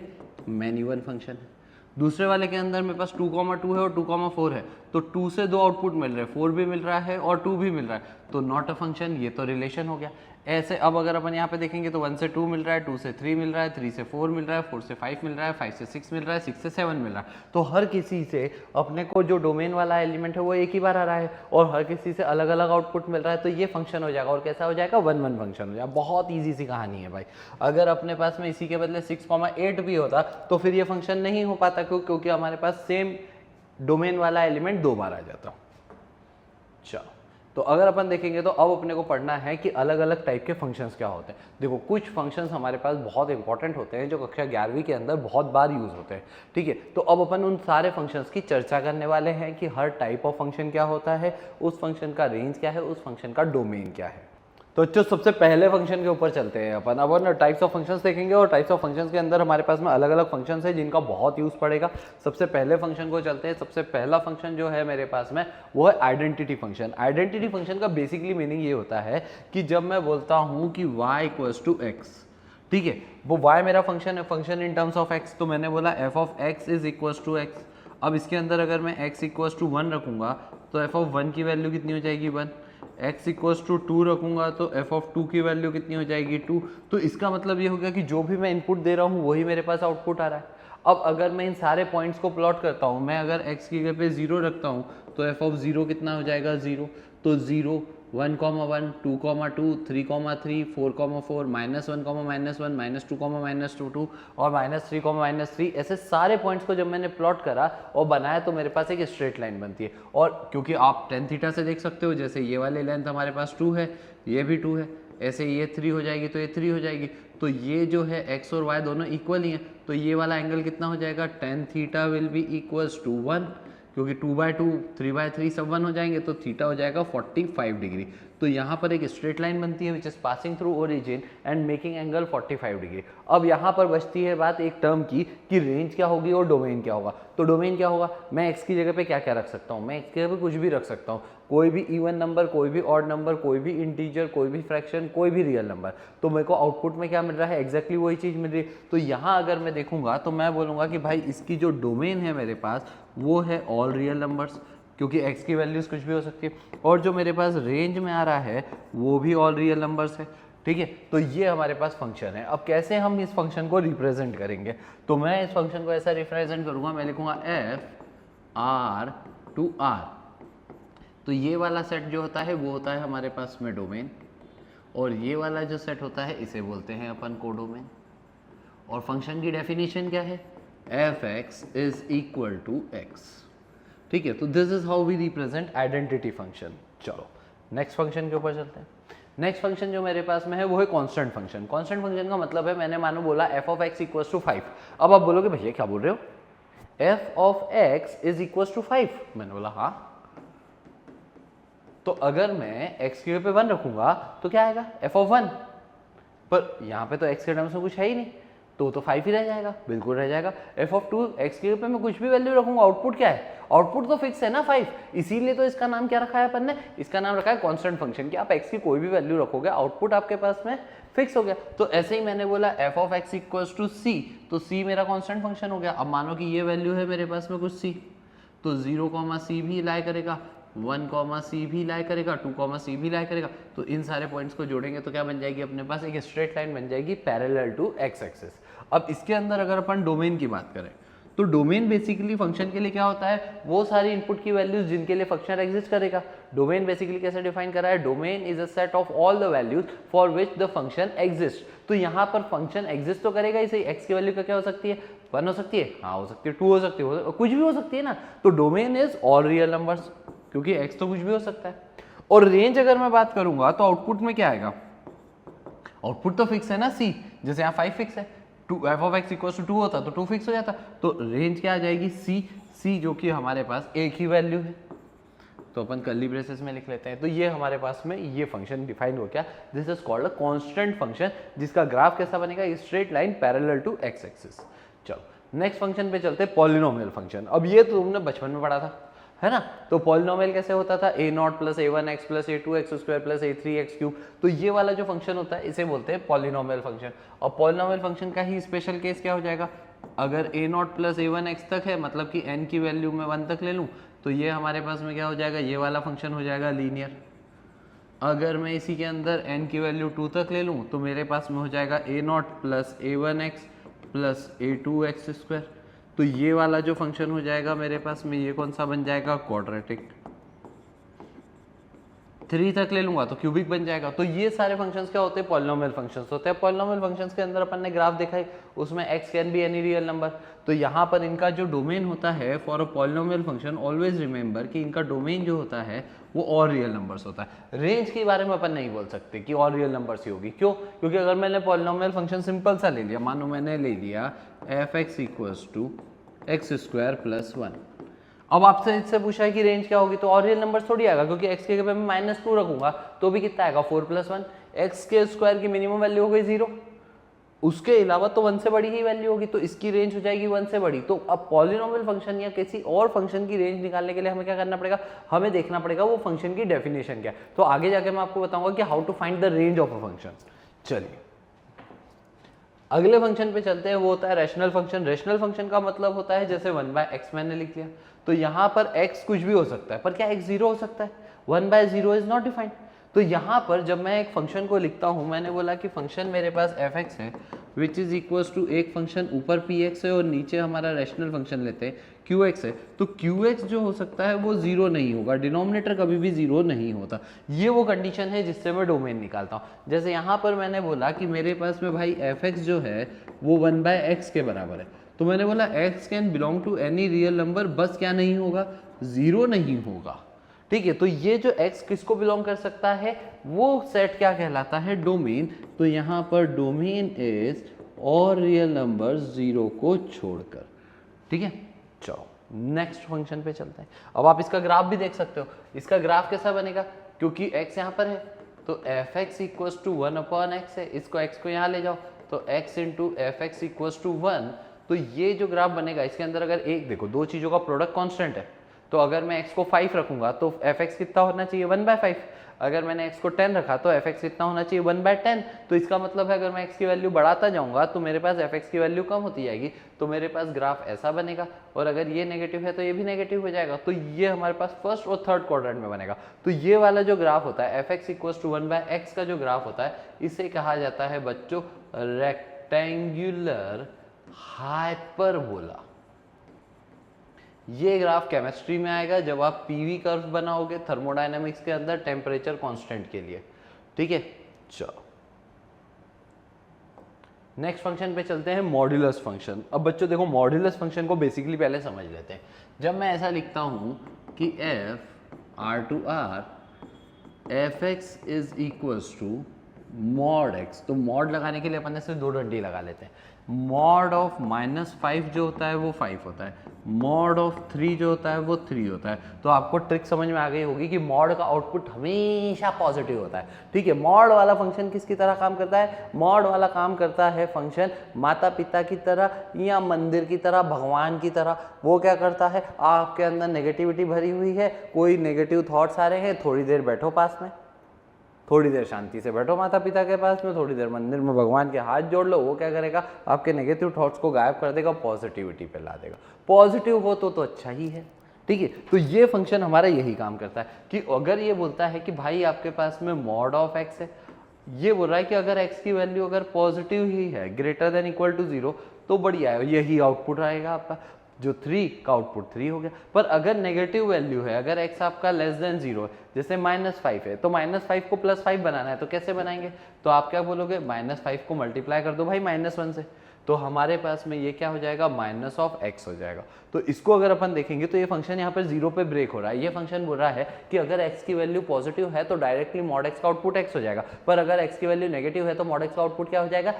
-x हो जाएगा, क्योंकि अपने पास में अब अंदर माइनस का साइन है, माइनस को क्या करेंगे? -1 से मल्टीप्लाई करते हैं, पॉजिटिव हो जाएगा। बहुत सिंपल सा काम है। तो अगर अपन इसको देखें तो ये फंक्शन मेरे पास में ऐसा हो गया कि f(x) = x for x > 0 and -x for x <0। तो अगर मैं इसका ग्राफ बनाने पे आऊँगा तो मैंने बोला कि भाई अपन क्या करते हैं, अपन यहाँ पर देखेंगे तो यहाँ पर x पॉजिटिव है, इधर x मेरे पास में नेगेटिव है।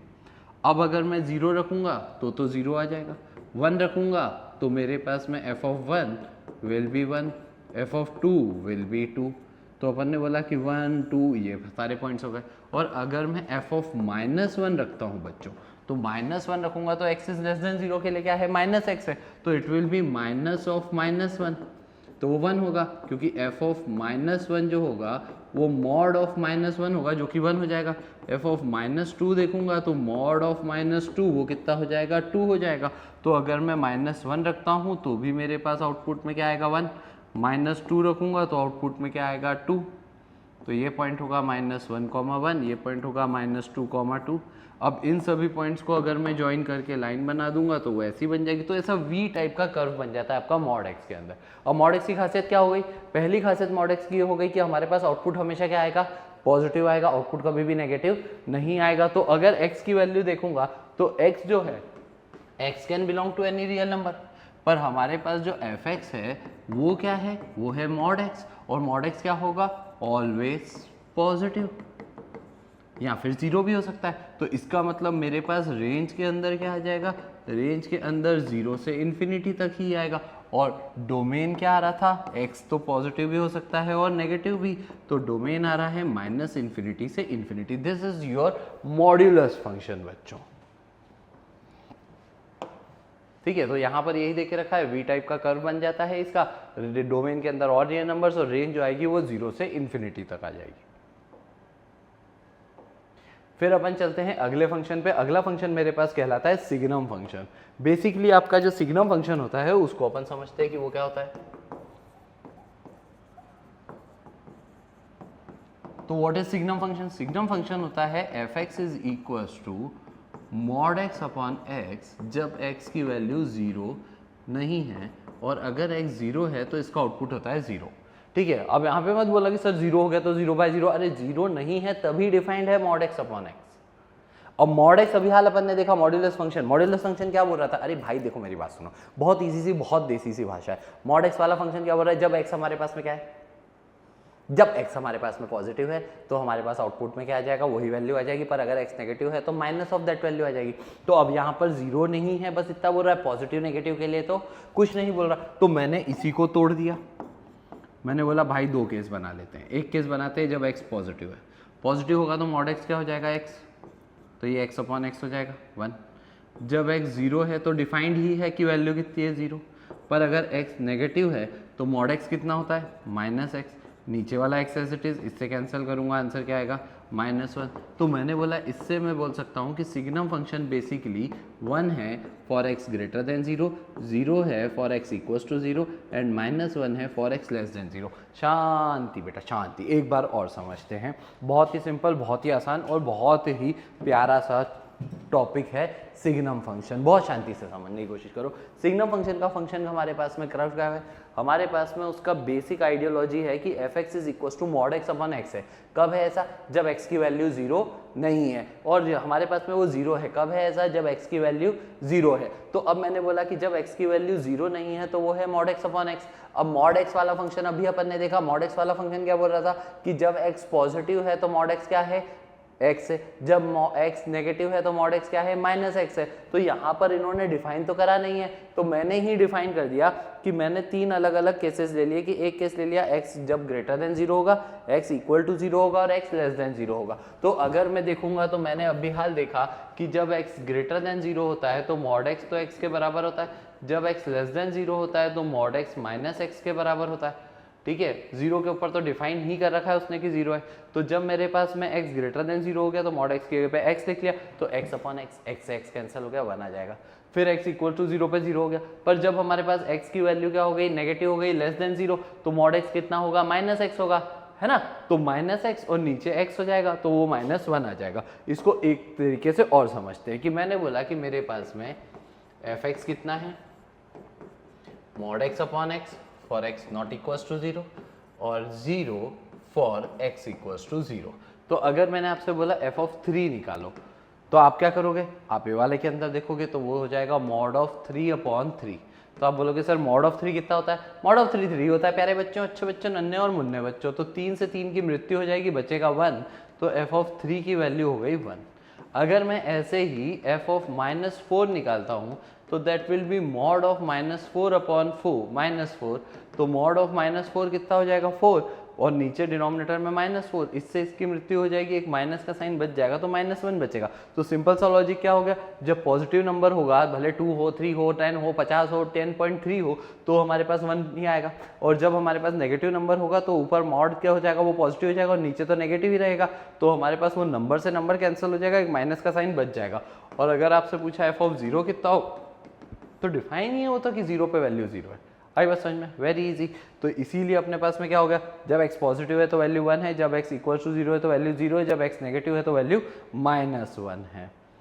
ठीक है, तो जब हमारे पास में x पॉजिटिव है तो वैल्यू 1 है, जब x इक्वल टू 0 है तो वैल्यू 0 है, और जब हमारे पास में x नेगेटिव है तो वैल्यू -1 है।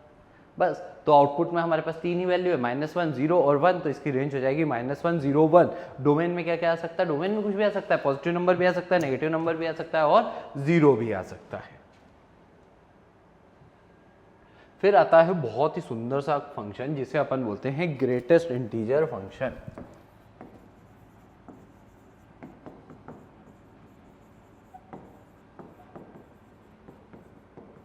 अब ग्रेटेस्ट इंटीजर फंक्शन का मतलब ये होता है कि जैसे मैंने ऐसा लिखता हूँ मैं उसको f(x) equals to greatest integer x, ठीक है, स्क्वायर ब्रैकेट के अंदर। अब मैंने अगर ऐसा लिखा f ऑफ, या सिंपल ग्रेटेस्ट इंटीजर ही लिखते हैं, ठीक है, तो अपन ने ऐसा लिखा ग्रेटेस्ट इंटीजर 3, तो ये 3 होगा।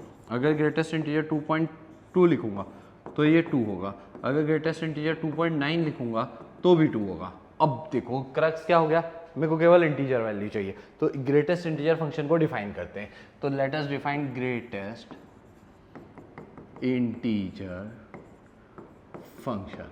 तो ग्रेटेस्ट इंटीजर फंक्शन को ऐसे डिफाइन करा, ये ग्रेटेस्ट इंटीजर फंक्शन है स्क्वायर ब्रैकेट में, इसके अंदर 2 केस बना लो। यहाँ तो पहला केस कि x बिलोंग करता है इंटीजर को, अगर x इंटीजर को बिलोंग करेगा तो x आ जाएगा, जैसे ग्रेटेस्ट इंटीजर 5 ही आ जाएगा। पर 5.1 होगा तो भी 5 आएगा, 5.2 होगा तो भी 5 आएगा, 5.3 होगा तो भी 5 आएगा, 5.4 होगा तो भी 5 आएगा, 5.5 होगा तो 5 होगा, 5.6 होगा। कुछ बच्चे इसको कंफ्यूज हो जाते हैं, राउंड ऑफ नहीं करना कि 5.5 से बड़ा है तो 6 होगा, नहीं नहीं नहीं, 5.5 होगा तो भी 5 होगा, 5.6 होगा तो भी 5 होगा, 5.7 होगा तो भी 5 होगा, 5.8 होगा तो भी 5 होगा, 5.9 होगा तो भी 5 होगा, 5.9999999 तक भी होगा तो भी 5 ही होगा। तो इसका मतलब क्या हो गया कि जो भी वैल्यू है उसमें जो सारे इंटीजर्स जो उससे छोटे हैं उसमें सबसे बड़ा इंटीजर। तो अगर मेरे पास में x is not belonging to integer, तो आउटपुट जो होगा मेरे पास, आउटपुट इज x से छोटे सारे इंटीजर्स में जो सबसे बड़ा। पहली कहानी तो आप ऐसा बोल सकते हो, यहाँ पे बोल सकते हो कि x से जस्ट छोटा वाला इंटीजर। जैसे अब अगर मैं इसको समझाऊं दोनों चीज़ों को, तो मैंने बोला ग्रेटेस्ट इंटीजर 2.3, और मैंने नंबर लाइन नहीं, नंबर लाइन पे 2.3 प्लॉट करा, इधर 2 होगा, इधर 1 होगा, इधर 0 होगा। तो 2.3 से छोटे सारे इंटीजर्स में सबसे बड़ा कौन सा है, 2। तो आउटपुट इज x से छोटे सारे इंटीजर्स, 2.3 से छोटे सारे इंटीजर्स में सबसे बड़ा 2, तो ये हो जाएगा 2। या फिर मैं बोल सकता हूँ x से जस्ट छोटा कौन सा वाला इंटीजर है, 2 है, तो ये 2 हो जाएगा। बस simple simple, very simple, very easy, very आसान भाई। ठीक है, तो ग्रेटेस्ट इंटीजर का आउटपुट क्या है हमारे पास, अगर x इंटीजर है तो वही आउटपुट में आ जाएगा। अगर x इंटीजर नहीं है मेरे लाल पीले हरे गुलाबी, तो करना ही कितना है, कुछ भी तो नहीं करना है यार। अपने पास x इंटीजर नहीं है तो उससे छोटे जितने भी इंटीजर्स है उसमें सबसे बड़ा, या उससे जस्ट छोटा वाला इंटीजर। तो जैसे अगर मैंने तुमसे बोला कि हमारे पास में ग्रेटेस्ट इंटीजर 2.7 कितना होगा, तो तुमने बोला 2.7 से छोटा जस्ट छोटा वाला 2 हो गया। अगर मैंने बोला 5.7 कितना होगा, तो 5 होगा। अगर मैंने बोला 5.99 क्या होगा, तो 6 नहीं होगा, वो 5 ही होगा। अगर मैंने बोला कि हमारे पास में -2.7 से छोटा कितना होगा, कुछ प्यारे बच्चों को लगता है -2 होगा, अबे हप, -2.7 यहाँ है, -2 बड़ा होता है -3, तो इससे जस्ट छोटा वाला कौन सा है, -3 होगा, यहाँ ध्यान रखना बेटा। और अगर मैंने बोला कि मेरे पास 0.5 है तो क्या होगा, 0 हो जाएगा, क्योंकि अगर मैं 0.5 को देखूंगा तो 1 यहाँ है, उससे छोटा इंटीजर ये है, तो जस्ट छोटा वाला इंटीजर 0 हो जाएगा। तो अगर अपन देखेंगे तो ग्रेटेस्ट इंटीजर फंक्शन हमको समझ में आ गया अब क्या होता है। तो ग्रेटेस्ट इंटीजर फंक्शन का आउटपुट क्या होता है, जस्ट उससे छोटा वाला जो इंटीजर है ना वो हमारा आउटपुट है। अगर इंटीजर वैल्यू है तो वही आउटपुट हो जाएगी। तो ग्रेटेस्ट इंटीजर 5 5 हो जाएगा, 7 7 हो जाएगा, -5 हो जाएगा बस। अब अगर अपन इसका ग्राफ बनाने पे आते हैं, चलो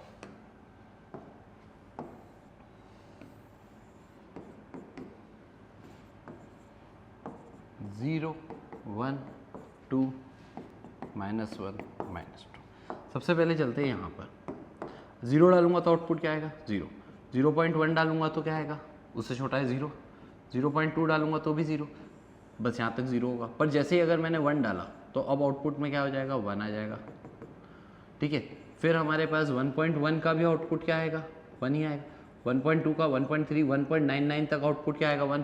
पर जैसे ही मैं 2 डालूंगा तो आउटपुट क्या आ जाएगा, 2 आ जाएगा। तो फिर ये 2 कब तक चलेगा, 3 तक चलेगा, 3 आ जाएगा तो आउटपुट 3 आ जाएगा। अब ऐसे ही 0 से थोड़ा सा छोटा मैंने अगर -0.1 डाला तो आउटपुट में आएगा -1, क्योंकि -0.1 यहाँ पर है, -1 यहाँ है और 0 यहाँ, -0.1 से छोटा, जस्ट छोटा वाला इंटीजर -1 है। तो जैसे ही मैं इससे छोटा सा वैल्यू डालूंगा तो आउटपुट में क्या आ जाएगा मेरे पास, -1 आएगा। कब तक आएगा, जब तक -1 है। -1 से छोटा कर दूंगा तो आउटपुट में मेरे पास क्या आ जाएगा, -2 आ जाएगा।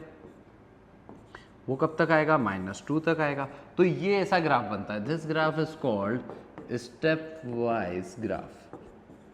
वैल्यूज पुट कर करके देख लो, जैसे कि हमारे पास 0 से 1 तक कोई भी वैल्यू 0.1 डालोगे तो 0 आएगा, 0.2 डालोगे 0 आएगा, 0 0 0 0 0। पर जैसे ही 1 डालूंगा तो 1 आ जाएगा। 1.1 का आउटपुट भी 1, 1.2 का आउटपुट भी 1, 1.99 तक आउटपुट 1। पर जैसे ही 2 डालूंगा तो आउटपुट 2 हो जाएगा, 2.1 पे भी आउटपुट 2 हो जाएगा, 2.999 तक भी आउटपुट 2 हो जाएगा। पर 3 डालूंगा तो 3 हो जाएगा। बस इतना सा ग्राफ बनाना है तुम्हें। तो this is your greatest integer function. पहली कहानी तो ये हो गई कि x can belong to any real number है। भाई x के ऊपर तो कोई कंडीशन ही नहीं लग रही है ना, तो x can belong to any real number. दूसरी कंडीशन क्या हो गई मेरे पास में, दूसरी कंडीशन मेरे पास में ये हो गई कि अब अगर अपन इसके अंदर देखेंगे तो आउटपुट में क्या आ रहा है, केवल इंटीजर वैल्यूज आ रही है, भले पॉजिटिव हो नेगेटिव हो। तो रेंज क्या हो जाएगी, ये बात रेंज होगी ऑल इंटीजर वैल्यूज। तो ये है आपका ग्रेटेस्ट इंटीजर फंक्शन। ठीक है, तो अपन स्टेप वाइज ग्राफ बनेगा, रेंज के अंदर ऑल इंटीजर वैल्यूज होगी, डोमेन हमारे पास में और रियल नंबर्स होगा। आगे बढ़ते अगले फंक्शन के ऊपर, लीनियर फंक्शन। लीनियर फंक्शन जो होता है मेरे पास fx = mx + c के फॉर्म में होता है। बनेगी क्या, स्ट्रेट लाइन। अब लीनियर फंक्शन तो तुम्हें बचपन से ही पता है। अगर मैंने ऐसा लिख दिया fx = 2x + 7, तो अब तुम्हें क्या करना है, पता ही है कि यहाँ पर x की पावर 1 है, तो इसका मतलब लाइन बनेगी और लाइन को प्लॉट करने के लिए बस 2 पॉइंट चाहिए। तो रेखा जी के लिए क्या चाहिए, 2 पॉइंट चाहिए यार। x की वैल्यू 1 रख देना, x की वैल्यू 2 रख देना, 2 पॉइंट आ जाएंगे, उनको चिपका देना, तुम्हारे पास लाइन बन जाएगी। ठीक है, और खासियत क्या है, लाइन अनंत से अनंत तक है। जैसे ये वाली लाइन अगर मैं बनाऊंगा तो x = 0 रख दूंगा तो मेरे पास 7 आ जाएगा। ठीक है, और x = 1 रख दूंगा तो मेरे पास 9 आ जाएगा। तो ये ऐसी एक लाइन बन जाएगी। अब ये लाइन अनंत से अनंत तक जाएगी, मतलब कि x can belong to any real number, और आउटपुट भी कोई भी रियल नंबर हो सकता है। तो लीनियर फंक्शन का डोमेन और रेंज दोनों क्या होते हैं, कोई भी रियल नंबर होते हैं। चलो, तो अपन ने ऐसा देख लिया कि हमारे पास में क्या हो रहा था, आइडेंटिटी फंक्शन। आइडेंटिटी फंक्शन का ग्राफ कैसा बन रहा था, स्ट्रेट लाइन बन रहा था। It was making angle 45 degree और it was passing through origin.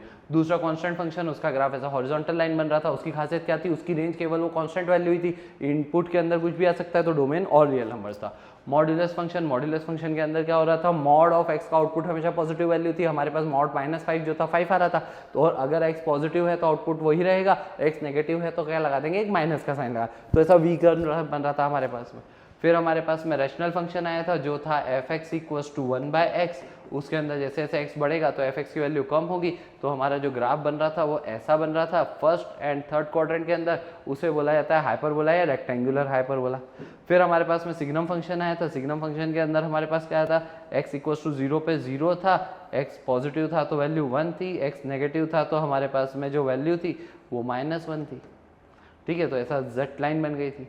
फिर स्टेप वाइज ग्राफ हमने किसका बनाया था, स्टेप वाइज ग्राफ हमने बनाया था ग्रेटेस्ट इंटीजर फंक्शन का। ग्रेटेस्ट इंटीजर फंक्शन के अंदर क्या हो रहा था, आउटपुट जो आ रहा था वैल्यू से जस्ट छोटा वाला इंटीजर आ रहा था, और इंटीजर वैल्यू हो तो वही आउटपुट आ रहा था। चलो, अब अपन चलते हैं अलजेब्रा ऑफ रियल फंक्शंस पे। तो सबसे पहली कहानी होती है कि अगर मेरे पास में दो अलग अलग फंक्शंस है, जैसे एक fx फंक्शन है, एक gx है, तो fx प्लस gx कर रहा हूँ, मतलब दोनों फंक्शन डायरेक्टली ऐड कर दूंगा। जैसे मैंने बोला कि fx जो है मेरे पास में यहाँ पर दे के रखा है कि fx वाला फंक्शन है आपके पास में कुछ और एक gx वाला फंक्शन है, ठीक है। तो हमारे पास में f ऑफ x मेरे पास में मानो कि x² है और g ऑफ x मेरे पास में मानो कि 3x + 1 है। तो आपको जब f plus g of x बोला होगा तो आप बेसिकली क्या करोगे, आप fx प्लस gx कर दोगे। तो fx मतलब x² plus 3x plus 1। Very simple यार, वेरी सिंपल। ऐसे ही माइनस भी कर सकते हो आप, ठीक है। तो दोनों फंक्शन सब्ट्रैक्ट हो जाएंगे, ठीक है। ऐसे ही आप दोनों फंक्शन को मल्टीप्लाई भी कर सकते हो। ऐसे ही अगर आप किसी भी फंक्शन को जैसे आपने क्या करा, किसी भी फंक्शन को स्केलर वैल्यू से मल्टीप्लाई कर दिया। जैसे मैंने बोला कि भाई मेरे पास fx है x³ और आपने बोला कि सर 3fx कितना होगा, तो हो जाएगा 3 × x³, ठीक है। फिर हमारे पास में दो अलग अलग फंक्शंस को भी मैं मल्टीप्लाई कर सकता हूँ। जैसे कि मेरे पास में fx × gx करना है, तो यहाँ पर fx मेरे पास में मानो बच्चों x² है और gx मेरे पास में है 3x + 1। तो अगर मुझे fx × gx करना है, so that will be x² × x + 1। अब यहाँ तक तो कोई समस्या नहीं है, मेन कहानी है डिवाइड करने की। तो अगर मुझे fx अपॉन gx करना है तो मुझे एक चीज़ का ध्यान रखना पड़ेगा। यहाँ डोमेन के अंदर मुझे इस बात का ध्यान रखना पड़ेगा कि अब मेरा जो gx है वो डिनोमिनेटर में, और डिनोमिनेटर कभी भी 0 नहीं होता है। तो जब भी मैं ऐसा लिखता हूँ fx अपॉन gx, तो वो मैंने लिखा x² अपॉन 3x + 1, बट मैंने कंडीशन लगा दी कि gx can not be equal to 0, क्योंकि अगर gx 0 हो गया तो डिनोमिनेटर 0 होगा, और डिनोमिनेटर 0 नहीं हो सकता क्योंकि उससे इन्फिनिटी आ जाएगा हमारे पास। चलिए, अब जैसे कि हमको बोला है fx है मेरे पास में x² और gx इतना है, f प्लस gx करना है तो हो जाएगा x² + 2x + 1। f minus gx करना है x² - 2x + 1। fx × gx करना है x² × 2x + 1।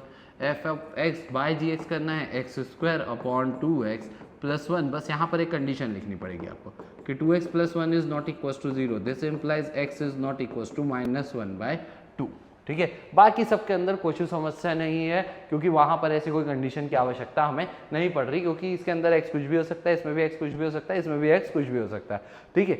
चलो प्यारे बच्चों, बहुत ही सुंदर सा क्वेश्चन है। अपने को डोमेन और रेंज निकालनी है। डोमेन और रेंज निकालने के बेसिक कुछ फंडों पे चलते हैं। तो सबसे पहले वाले क्वेश्चन पे चलते हैं। मैं तुम्हें क्या क्वेश्चन से ही समझा देता हूँ कि डोमेन रेंज कैसे निकालना है। पहला क्वेश्चन है मेरे पास में fx = -(mod(x). तो पहली कहानी तो मुझे निकालना है डोमेन। तो डोमेन का मतलब क्या होता है, डोमेन का मतलब होता है वो सारी x की वैल्यूज जिसके लिए आउटपुट एग्जिस्ट करता हो, ठीक है।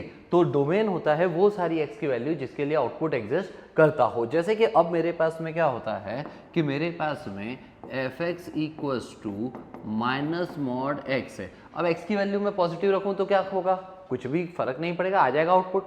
नेगेटिव रखूंगा तो क्या होगा, आउटपुट आ जाएगा। 0 रखूंगा तो आउटपुट क्या हो जाएगा, 0 हो जाएगा। तो यहाँ पर मैंने देखा कि मैं x की कोई भी वैल्यू को रख सकता हूँ। तो मैंने बोला भाई यहाँ पर x can belong to any real number.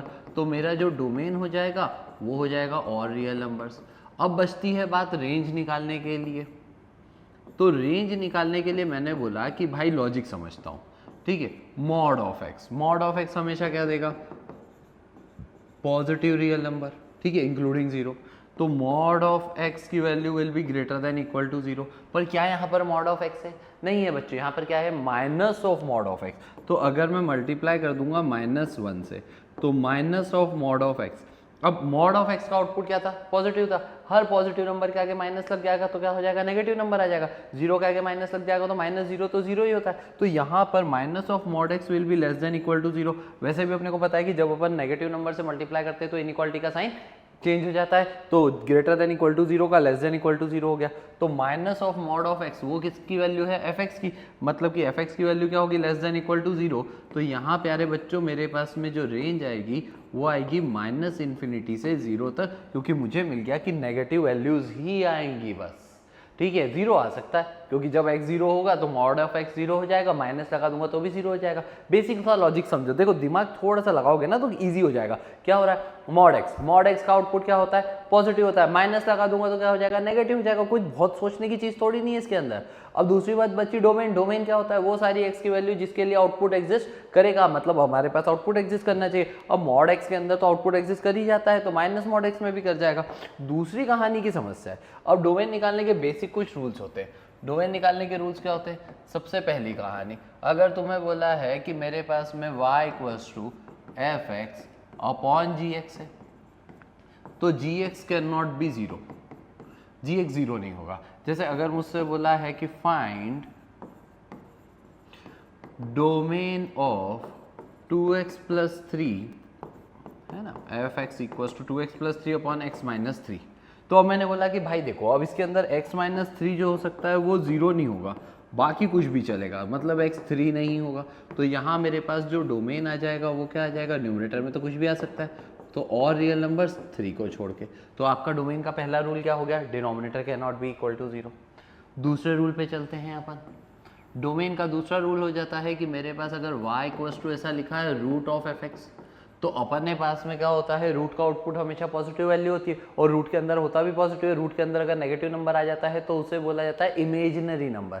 ठीक है, तो रियल नंबर्स की बेसिक डेफिनेशन ये होती है कि रूट के अंदर आप जब उस रियल नंबर को लेके जाओगे तो वो नंबर हमेशा पॉजिटिव ही होना चाहिए। तो हमारे पास में क्या होता है, रूट ऑफ एफ एक्स है, this implies f x should be greater than equal to 0। जैसे अगर मैंने बोला कि मेरे पास में कोई फंक्शन देके रखा हुआ है कि y equals to root x minus 3, तो आपके पास क्या होगा, x minus 3 will be greater than equal to 0, मतलब x will be greater than equal to 3। तो यहाँ पर मेरे पास में डोमेन क्या हो जाएगा, डोमेन हो जाएगा 3 टू इन्फिनिटी। ऐसे ही अगर मुझे दूसरा एग्जांपल लेता हूँ, y इक्वल्स टू मुझे बोला है under the root x square minus 9, तो मेरे पास क्या होना चाहिए, x square minus 9 should be greater than equal to 0, मतलब x minus 3 into x plus 3 will be greater than equal to 0। Number line के ऊपर मैंने जीरोस प्लॉट कर दिए, वे भी कर्व बना दूंगा, पॉजिटिव नेगेटिव पॉजिटिव। मुझे क्या चाहिए, ग्रेटर देन इक्वल टू 0 कब हो रहा है, जब x बिलोंग कर रहा है minus infinity to minus 3 union 3 to infinity. और ये दो चीज़ों का ध्यान रखना है अपने को। चलो अब अपन चलते हैं कि रेंज कैसे निकालना है। तो रेंज के लिए हमारे पास में कुछ बेसिक से फंडे होते हैं। रेंज निकालने का सबसे पहला फंडा ये होता है कि अगर आपको y फंक्शन ऑफ x दिया है तो find x in terms of y, ठीक है, और फिर डोमेन वाले रूल्स। ये लीनियर के लिए, क्वाड्रेटिक के लिए, सबके लिए एप्लीकेबल है। जैसे कि अगर मुझे बोला है कि भाई y इक्वल्स टू आपके पास है x plus 3 upon x minus 2, अब आपसे बोला है कि फाइंड रेंज एंड डोमेन, तो मैंने बोला कि भाई अगर अपन सबसे पहले बात करते हैं डोमेन की बात करेंगे तो अपने पास में क्या होना चाहिए, डिनोमिनेटर कैन नॉट बी 0। तो सबसे पहले अपन आए डोमेन पे, तो हमारे पास में x minus 2 is not equal to 0, this implies x is not equal to 2। तो मेरा डोमेन जो हो जाएगा वो कितना हो जाएगा, मेरा डोमेन हो जाएगा और रियल नंबर्स 2 को छोड़कर। अगर मैं बात करता हूँ अब रेंज निकालने के लिए, रेंज निकालने का फंडा समझना बच्चों। यहाँ पर रेंज निकालने के लिए y क्या दिया है, x plus 3 upon x minus 2। तो अपने को क्या करना है, रेंज निकालने के लिए मैंने अभी आपको लिख के दिया, x की वैल्यू y के टर्म्स में निकालनी। तो x की वैल्यू y के टर्म्स में कैसे निकालेंगे, अपन इसको यहाँ पहुँचा देते हैं, तो मेरे पास आएगा yx minus 2y equals to x plus 3। फिर हमारे पास में इसको यहाँ और इसको यहाँ पहुँचा देते हैं, तो मेरे पास आएगा yx minus x is equals to 2y plus 3। तो x कॉमन निकाल लूंगा, मेरे पास आएगा y minus 1 is equals to 2y plus 3। तो इससे प्यारे बच्चों x की वैल्यू कितनी आ जाएगी, 2y plus 3 upon y minus 1। अब हमारे पास में क्या होता है, हमारे पास में डिनोमिनेटर 0 नहीं होगा, बेसिक रूल है वो तो denominator is not equals to 0, this implies that y minus 1 is not equals to 0, मतलब y की वैल्यू 1 नहीं होगी। इसके अलावा y की कोई भी वैल्यू हमारे पास हो सकती है, और y की वैल्यू ही जो है, y मेरा आउटपुट है, तो y की वैल्यू ही मेरा रेंज होता है। तो मेरे पास में जो रेंज हो जाएगा वो क्या हो जाएगा, और रियल नंबर्स 1 को छोड़कर। ये बेसिक सा एक कॉन्सेप्ट है। दूसरे कॉन्सेप्ट पे चलते हैं। दूसरे तरह का जो क्वेश्चन आपके पास में आता है रेंज निकालने के लिए, वो आता है कि आपको ऐसा बोल दिया y equals to under the root x square minus 9 या एक्स स्क्वायर माइनस 16 कर देते हैं, ठीक है। तो अब पहला फंडा तो आप इसके अंदर ये लिखोगे कि हमारे पास में रूट का output is greater than equal to 0।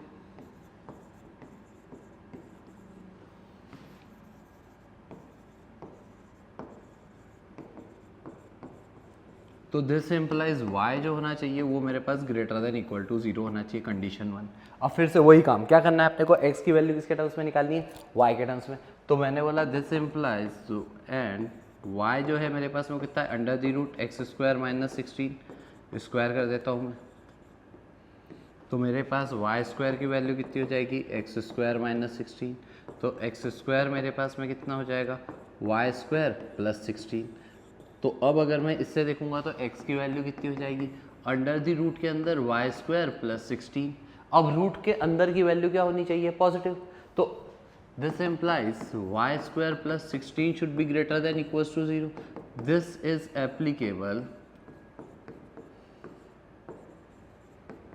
For y belonging to और रियल नंबर्स। पूछो क्यों, क्योंकि y का स्क्वायर कर दूंगा तो क्या होगा, पॉजिटिव होगा, नेगेटिव का स्क्वायर भी पॉजिटिव हो जाएगा, प्लस 16 करूंगा तो हमेशा ग्रेटर देन इक्वल टू 0 ही आएगा ना, कम तो आएगा नहीं 0 से। तो यहाँ पर ये बन गया, ये हो गई मेरी दूसरी कंडीशन। अब पहली कंडीशन क्या बोलती है कि y should be greater than equal to 0, and दूसरी कंडीशन, क्योंकि दोनों चीजें साथ में लगानी है, y बिलोंग्स टू और रियल नंबर, इन दोनों का इंटरसेक्शन क्या देगा कि y बिलोंग करेगा 0 से इन्फिनिटी, क्योंकि ये बोल रहा है y 0 से बड़ा होना चाहिए, बोल रहा है y कुछ भी होना चाहिए। तो आप नंबर लाइन पे प्लॉट कर लो, पहली कंडीशन है 0 या 0 से बड़ा, दूसरी कंडीशन है कुछ भी, तो दोनों का इंटरसेक्शन ये हो गया। बस इतना सिंपल सा काम है। एक और क्वेश्चन करते हैं अपन। अगर अपने पास में इसी तरह से एक और प्रजाति का क्वेश्चन आता है, तो हमें बोला होता है y is equal to under the root 9 minus x square. तो पहली कहानी तो डोमेन निकालते हैं। तो डोमेन निकालने के लिए क्या होना चाहिए, 9 माइनस एक्स स्क्वायर, रूट के अंदर की वैल्यू ग्रेटर देन 0, या मैं ऐसा बोल सकता हूँ x square minus 9 less than equal to 0, -1 से मल्टीप्लाई कर दिया ना अपन ने, ठीक है। तो हमारे पास में क्या हो जाएगा, हमारे पास में, चलो एक बार अच्छे से लिख देते हैं इसको, 9 minus x square greater than equal to 0, इसको उधर ले जाओ या मल्टीप्लाई बाय -1 कर दो, तो हमारे पास आएगा x square minus 9 less than equal to 0। Negative number से मल्टीप्लाई करते हैं तो इनइक्वालिटी का साइन चेंज होता है भाई। तो हमारे पास आएगा x minus 3 into x plus 3 less than equal to 0। फिर वही नंबर लाइन पे प्लॉट कर देते हैं, -3 प्लस 3, इधर पॉजिटिव इधर नेगेटिव इधर पॉजिटिव।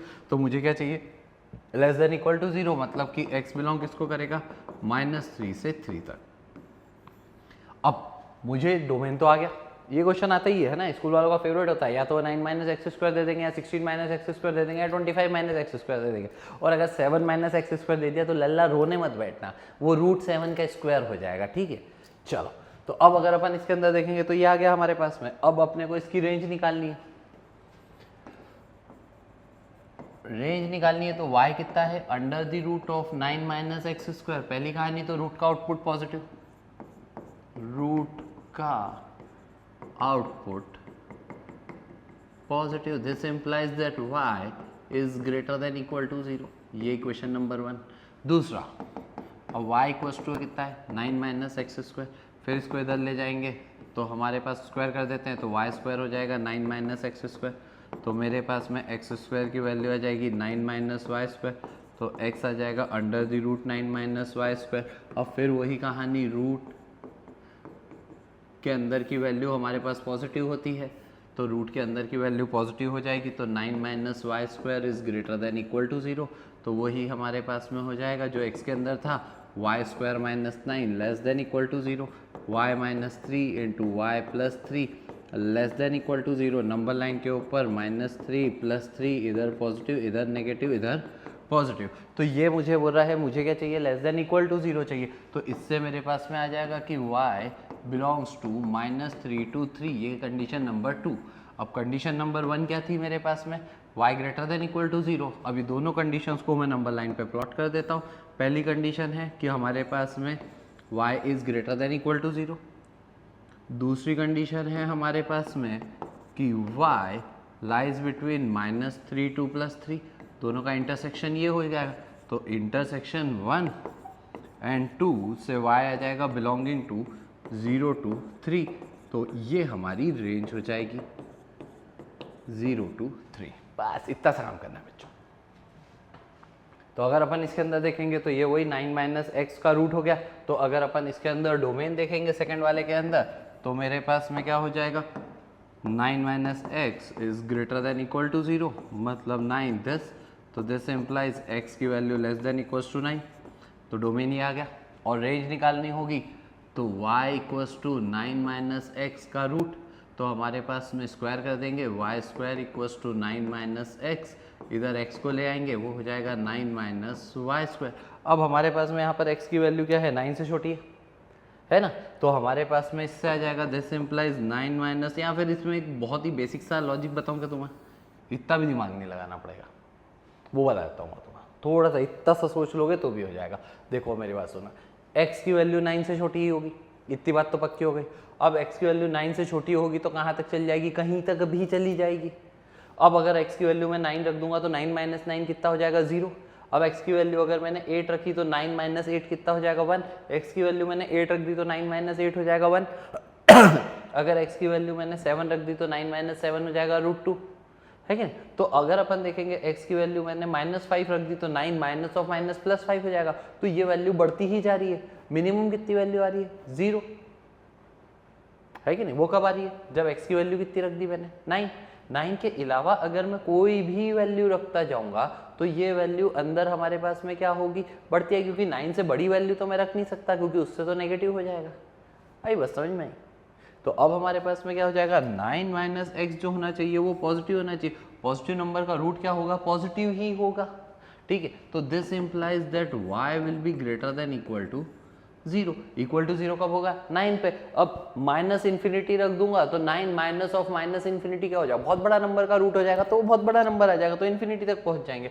तो ये हमारे पास में रेंज आ जाएगी। देखो रेंज निकालने के लिए ना सोचना पड़ेगा तुम्हें थोड़ा सा, तुम ऐसा नहीं कर सकते कि कोई हार्ड एंड फास्ट रूल्स है, हर जगह पे अलग अलग है, ठीक है। कोई क्वाड्रेटिक मिल जाएगी तो तुम्हें कंप्लीटिंग द स्क्वायर करना पड़ेगा और फिर उससे रेंज निकालनी पड़ेगी। फॉर एग्जाम्पल अगर मैं बोलूँ तो मैं बता ही देता हूँ यार एक एग्जाम्पल और, ठीक है। तो अगर आप देखोगे तो अगर मुझे ऐसा बोला है y equals to x square plus 4x plus 1 है और मुझसे इसकी रेंज पूछी है, तो ये क्या है, पहली बात तो क्वाड्रेटिक हो गया, हमारे पास पॉलिनोमियल फंक्शन है, तो इसका डोमेन क्या होगा, डोमेन तो मेरे पास में हो जाएगा और रियल नंबर्स। अब रेंज के लिए मुझे क्या करना पड़ेगा, कंप्लीटिंग द स्क्वायर करना पड़ेगा, तो x square plus 4x plus 4 कर दो और -4 कर दो। इसको पूरे को देखोगे तो ये हो जाएगा x प्लस 2 का होल स्क्वायर और ये हो जाएगा -3। अब अपने को पता है स्क्वायर की मिनिमम वैल्यू कितनी होती है 0, है ना।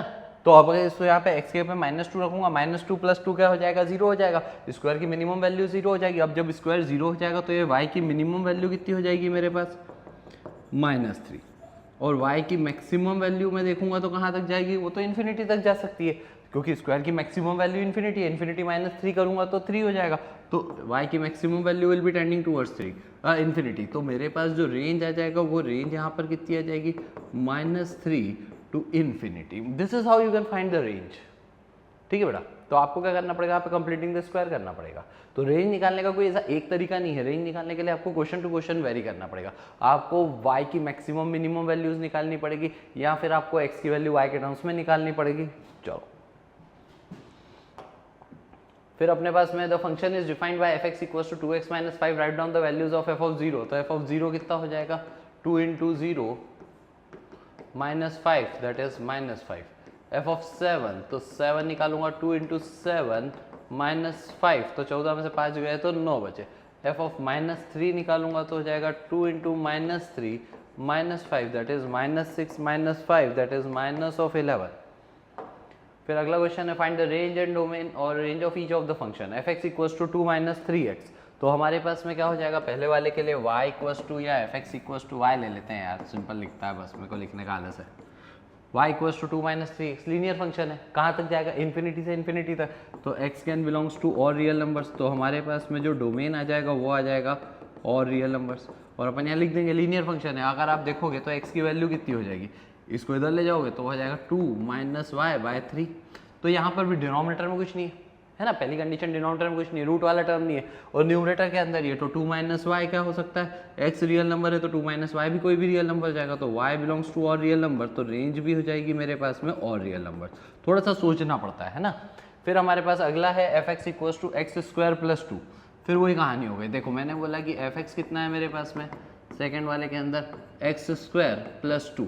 अब x can belongs to any real number, पर अगर मैं एक्स स्क्वायर को देखूंगा तो x square is greater than equal to 0, किसी भी नंबर का स्क्वायर करूंगा तो ग्रेटर देन इक्वल टू 0 होगा। अगर मैं ऐड कर देता हूं टू बोथ साइड्स तो मेरे पास आ जाएगा x square plus 2 will be greater than equal to 2, और एक्स स्क्वायर प्लस 2 ही फंक्शन की वैल्यू है, तो फंक्शन की value is always greater than equal to 2।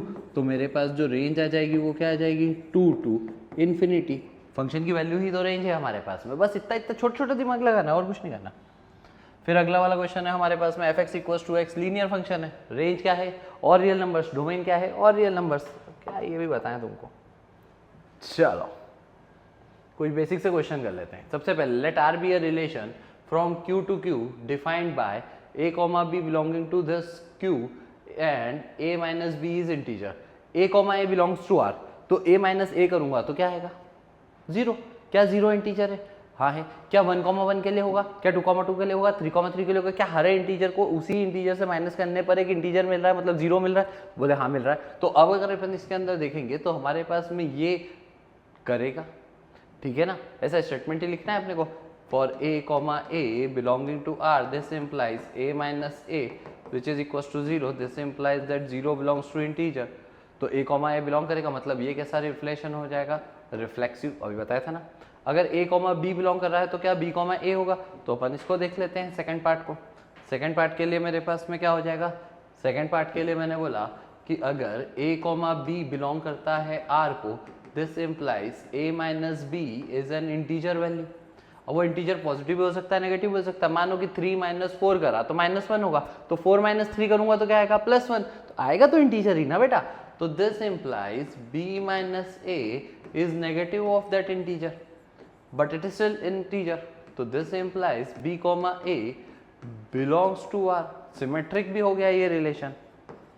फिर तीसरा हमको बोला है कि अगर a कॉमा b और b कॉमा c है तो क्या a कॉमा c है, तो अपन ने उसके कर लेते हैं। अपन ने बोला let a comma b belongs to r, this implies a minus b equals to m कोई भी एक इंटीजर है, and b comma c belongs to this relation r, तो b माइनस सी करने पर भी क्या आएगा, एक इंटीजर आएगा, वो नया इंटीजर मान लेते हैं n। अब ये इक्वेशन क्रमांक 1, ये इक्वेशन क्रमांक 2, इन दोनों इक्वेशंस को ऐड कर देता हूँ। तो ऐड करूंगा तो क्या आएगा, a माइनस बी प्लस बी minus c equals to m plus n, तो आएगा a minus c equals to m plus n। अब इंटीजर प्लस इंटीजर हमारे पास में क्या होता है, न्यू इंटीजर। तो इससे मैं बोल सकता हूँ कि a minus c is also an integer, this implies that a comma c belongs to r। तो हमारे पास में क्या हो गया, ये रिलेशन ट्रांजिटिव भी हो गया। इसीलिए मैंने आपको बताया था कि रिफ्लेक्सिव क्या होता है, जब a कॉमा a बिलोंग करेगा हर a की वैल्यू के लिए, ठीक है। b को a कॉमा b और b कॉमा a बिलोंग कर रहे हैं, मतलब कि सिमेट्रिक हो जाएगा। a comma b comma c belong कर रहे हैं तो a कॉमा c बिलोंग करेगा, ट्रांजिटिव हो जाएगा। चलो नेक्स्ट क्वेश्चन देख लेते हैं अपन। नेक्स्ट क्वेश्चन है मेरे पास में कि f जो देखे रखा है 1 1 2 3 0 -1 -3 be a linear function from integer to integer, find the fx। तो तुम्हें बोला ही है कि लीनियर है बच्चों, तो fx अपने पास में अपन ने मान लिया कि समथिंग लीनियर फंक्शन है, तो ax प्लस b होगा। अब मुझे बोला है when x is equal to 1, f of 1 की वैल्यू कितनी है 1, तो मैं यहाँ पर 1 रख देता हूँ, तो f of 1 is equal to a plus b, और f ऑफ 1 1 है तो 1 equal to a plus b, ये एक इक्वेशन बन गई। फिर अगर अपने पास में देखे रखा है कि x की वैल्यू जब 0 है तो this implies that f of 0 की वैल्यू है -1, तो मेरे पास आएगा -1 equals to a into 0 plus b, तो इससे मेरे पास b की वैल्यू -1 आ जाएगी। ये b की वैल्यू -1 मैं यहाँ रख दूंगा, तो मेरे पास आएगा 1 इक्वल्स टू a -1, तो इससे मेरे पास a की वैल्यू 2 आ जाएगी। तो आपसे किसी ने पूछा क्या इंटीजर फंक्शन बनेगा, तो आपने बोला कि भाई फंक्शन माना था ax प्लस b, और वो वैल्यूज को पुट करा तो a की वैल्यू कितनी आ रही है, a की वैल्यू आ रही है 2 और b की वैल्यू आ रही है -1। आपके पास 4 पॉइंट थे, कोई से भी 2 पुट कर देते हैं, लीनियर इक्वेशन ये 2 पॉइंट पुट करने से ही आंसर आ जाता। तो मेरे पास आ जाएगा 2x और b कितना आया था प्यारे बच्चों अपना -1। बस ये लीनियर फंक्शन आ गया। अब ऐसे ही अगर आपको क्वाड्रेटिक फंक्शन देके रखा होता तो आपको 3 वैल्यूज पुट करनी होती, क्योंकि उसमें ax² + bx + c मानते, फिर अपन 3 इक्वेशन बनाते और a b c की वैल्यू निकाला। भयंकर आसान है यार बेटा, भयंकर आसान। चलो फिर अपने को बोला है a relation f is defined by fx and relation g is defined bye. अब इसने पूछा है कि show that f is a function and g is not a function. अब यहाँ पर देखो ये डेफिनेशन से ही तुम्हें दिख जाएगा। ये देखो =3 यहाँ पे भी है और =3 यहाँ पे भी है। 3 से कम पे तो x² है, पर 3 के ऊपर क्या हो रहा है वो 3x हो रहा है। तो 3 के ऊपर अगर मैं x = 3 रखता हूँ तो ऊपर मेरे पास वैल्यू जाएगी 3 का स्क्वायर मतलब 9 और नीचे आ जाएगी 3 × 3 मतलब 9, तो सेम वैल्यू ही आ रही है। पर अगर मैं नीचे वाले में x = 2 रखूंगा तो 2 का स्क्वायर कितना हो जाएगा 4 और नीचे वाले gx के इस फंक्शन में 2 रखूंगा तो मेरे पास कितना आ जाएगा 6। मतलब कि x = 2 रखने पर मेरे पास दो अलग अलग आउटपुट आ रहे हैं, 4 भी आ रहा है और 6 भी आ रहा है, क्योंकि यहाँ पे भी इक्वल टू का साइन है, यहाँ पे भी इक्वल टू का साइन है। तो ये वाला फंक्शन नहीं है, ये वाला फंक्शन है। बस इतना सा स्टेटमेंट तुम्हारा काम कर जाएगा। फुल फंक्शन की डेफिनेशन क्या है? हर इनपुट का यूनिक आउटपुट। नीचे वाले के अंदर क्या हो रहा है? जब मैं x = 2 रख रहा हूँ तो इधर आउटपुट 4 आ रहा है, इधर आउटपुट 6 आ रहा है। तो हमारे पास में क्या हो रहा है? हर इनपुट का यूनिक आउटपुट नहीं आ रहा है, तो it is not a function. चलो अब अपने पास में फिर से आ गया find the domain of the function. Domain अपने पास में fx/gx के फॉर्म में, मतलब ये रैशनल फंक्शन हो गया। तो रैशनल फंक्शन का डोमेन कैसे निकालना है बताया यार तुमको, बहुत इजी सा काम करना है, बस डिनोमिनेटर 0 नहीं होगा। तो हमने बोला x² - 8x + 12 is not equal to 0। तो x - 6 × x - 2 is not equal to 0। इसका मतलब x ना तो 6 होगा और x ना तो 2 होगा। तो x कैन बिलोंग्स टू और रियल नंबर्स, किसको छोड़ के? 2 और 6 को। यही जो वैल्यू है यही डोमेन है। सिंपल सा केस है बेटा, बहुत सिंपल सा।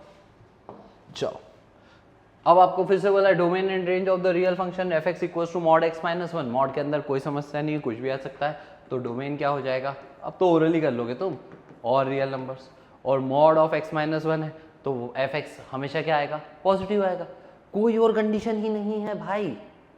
अब तुम ये नहीं बोलोगे सर -1 से बड़ा होगा। अब 1 रख दूंगा तो 1 - 1 कितना हो गया? 0 हो गया। अब तुम कुछ भी अंदर वैल्यू पुट करोगे तो क्या आएगा? आउटपुट तो हमेशा पॉजिटिव ही आएगा। तो रेंज कितनी हो जाएगी मेरे पास में? रेंज हो जाएगी 0 to ∞। बस इतना सिंपल सा काम है भाई ये चैप्टर। ठीक है, तो अब ये सारे क्वेश्चन, ये तो fx + gx और fx gx तुम कर ही लोगे यार, इसमें कौन सी बहुत बड़ी कहानी है। तो अपन ने आज क्या करा? अपन ने पढ़ा अपना बहुत ही सुंदर सा चैप्टर रिलेशन और फंक्शन, जिसके अंदर हमारे पास में कितनी चीज़ें। सबसे पहली चीज़ है कार्टेशियन प्रोडक्ट। कार्टेशियन प्रोडक्ट के अंदर हमारे पास में दो सेट है ए और बी। उनका जब मैं कार्टेशियन प्रोडक्ट कर रहा हूँ तो मुझे एक ऑर्डर पेयर मिल रहा है जिसका पहला एलिमेंट सेट ए को बिलोंग कर रहा है, दूसरा एलिमेंट सेट बी को बिलोंग कर रहा है। फिर उसके बाद हमने उसमें कंडीशन लगा दी जिससे बन गया हमारे पास में रिलेशन।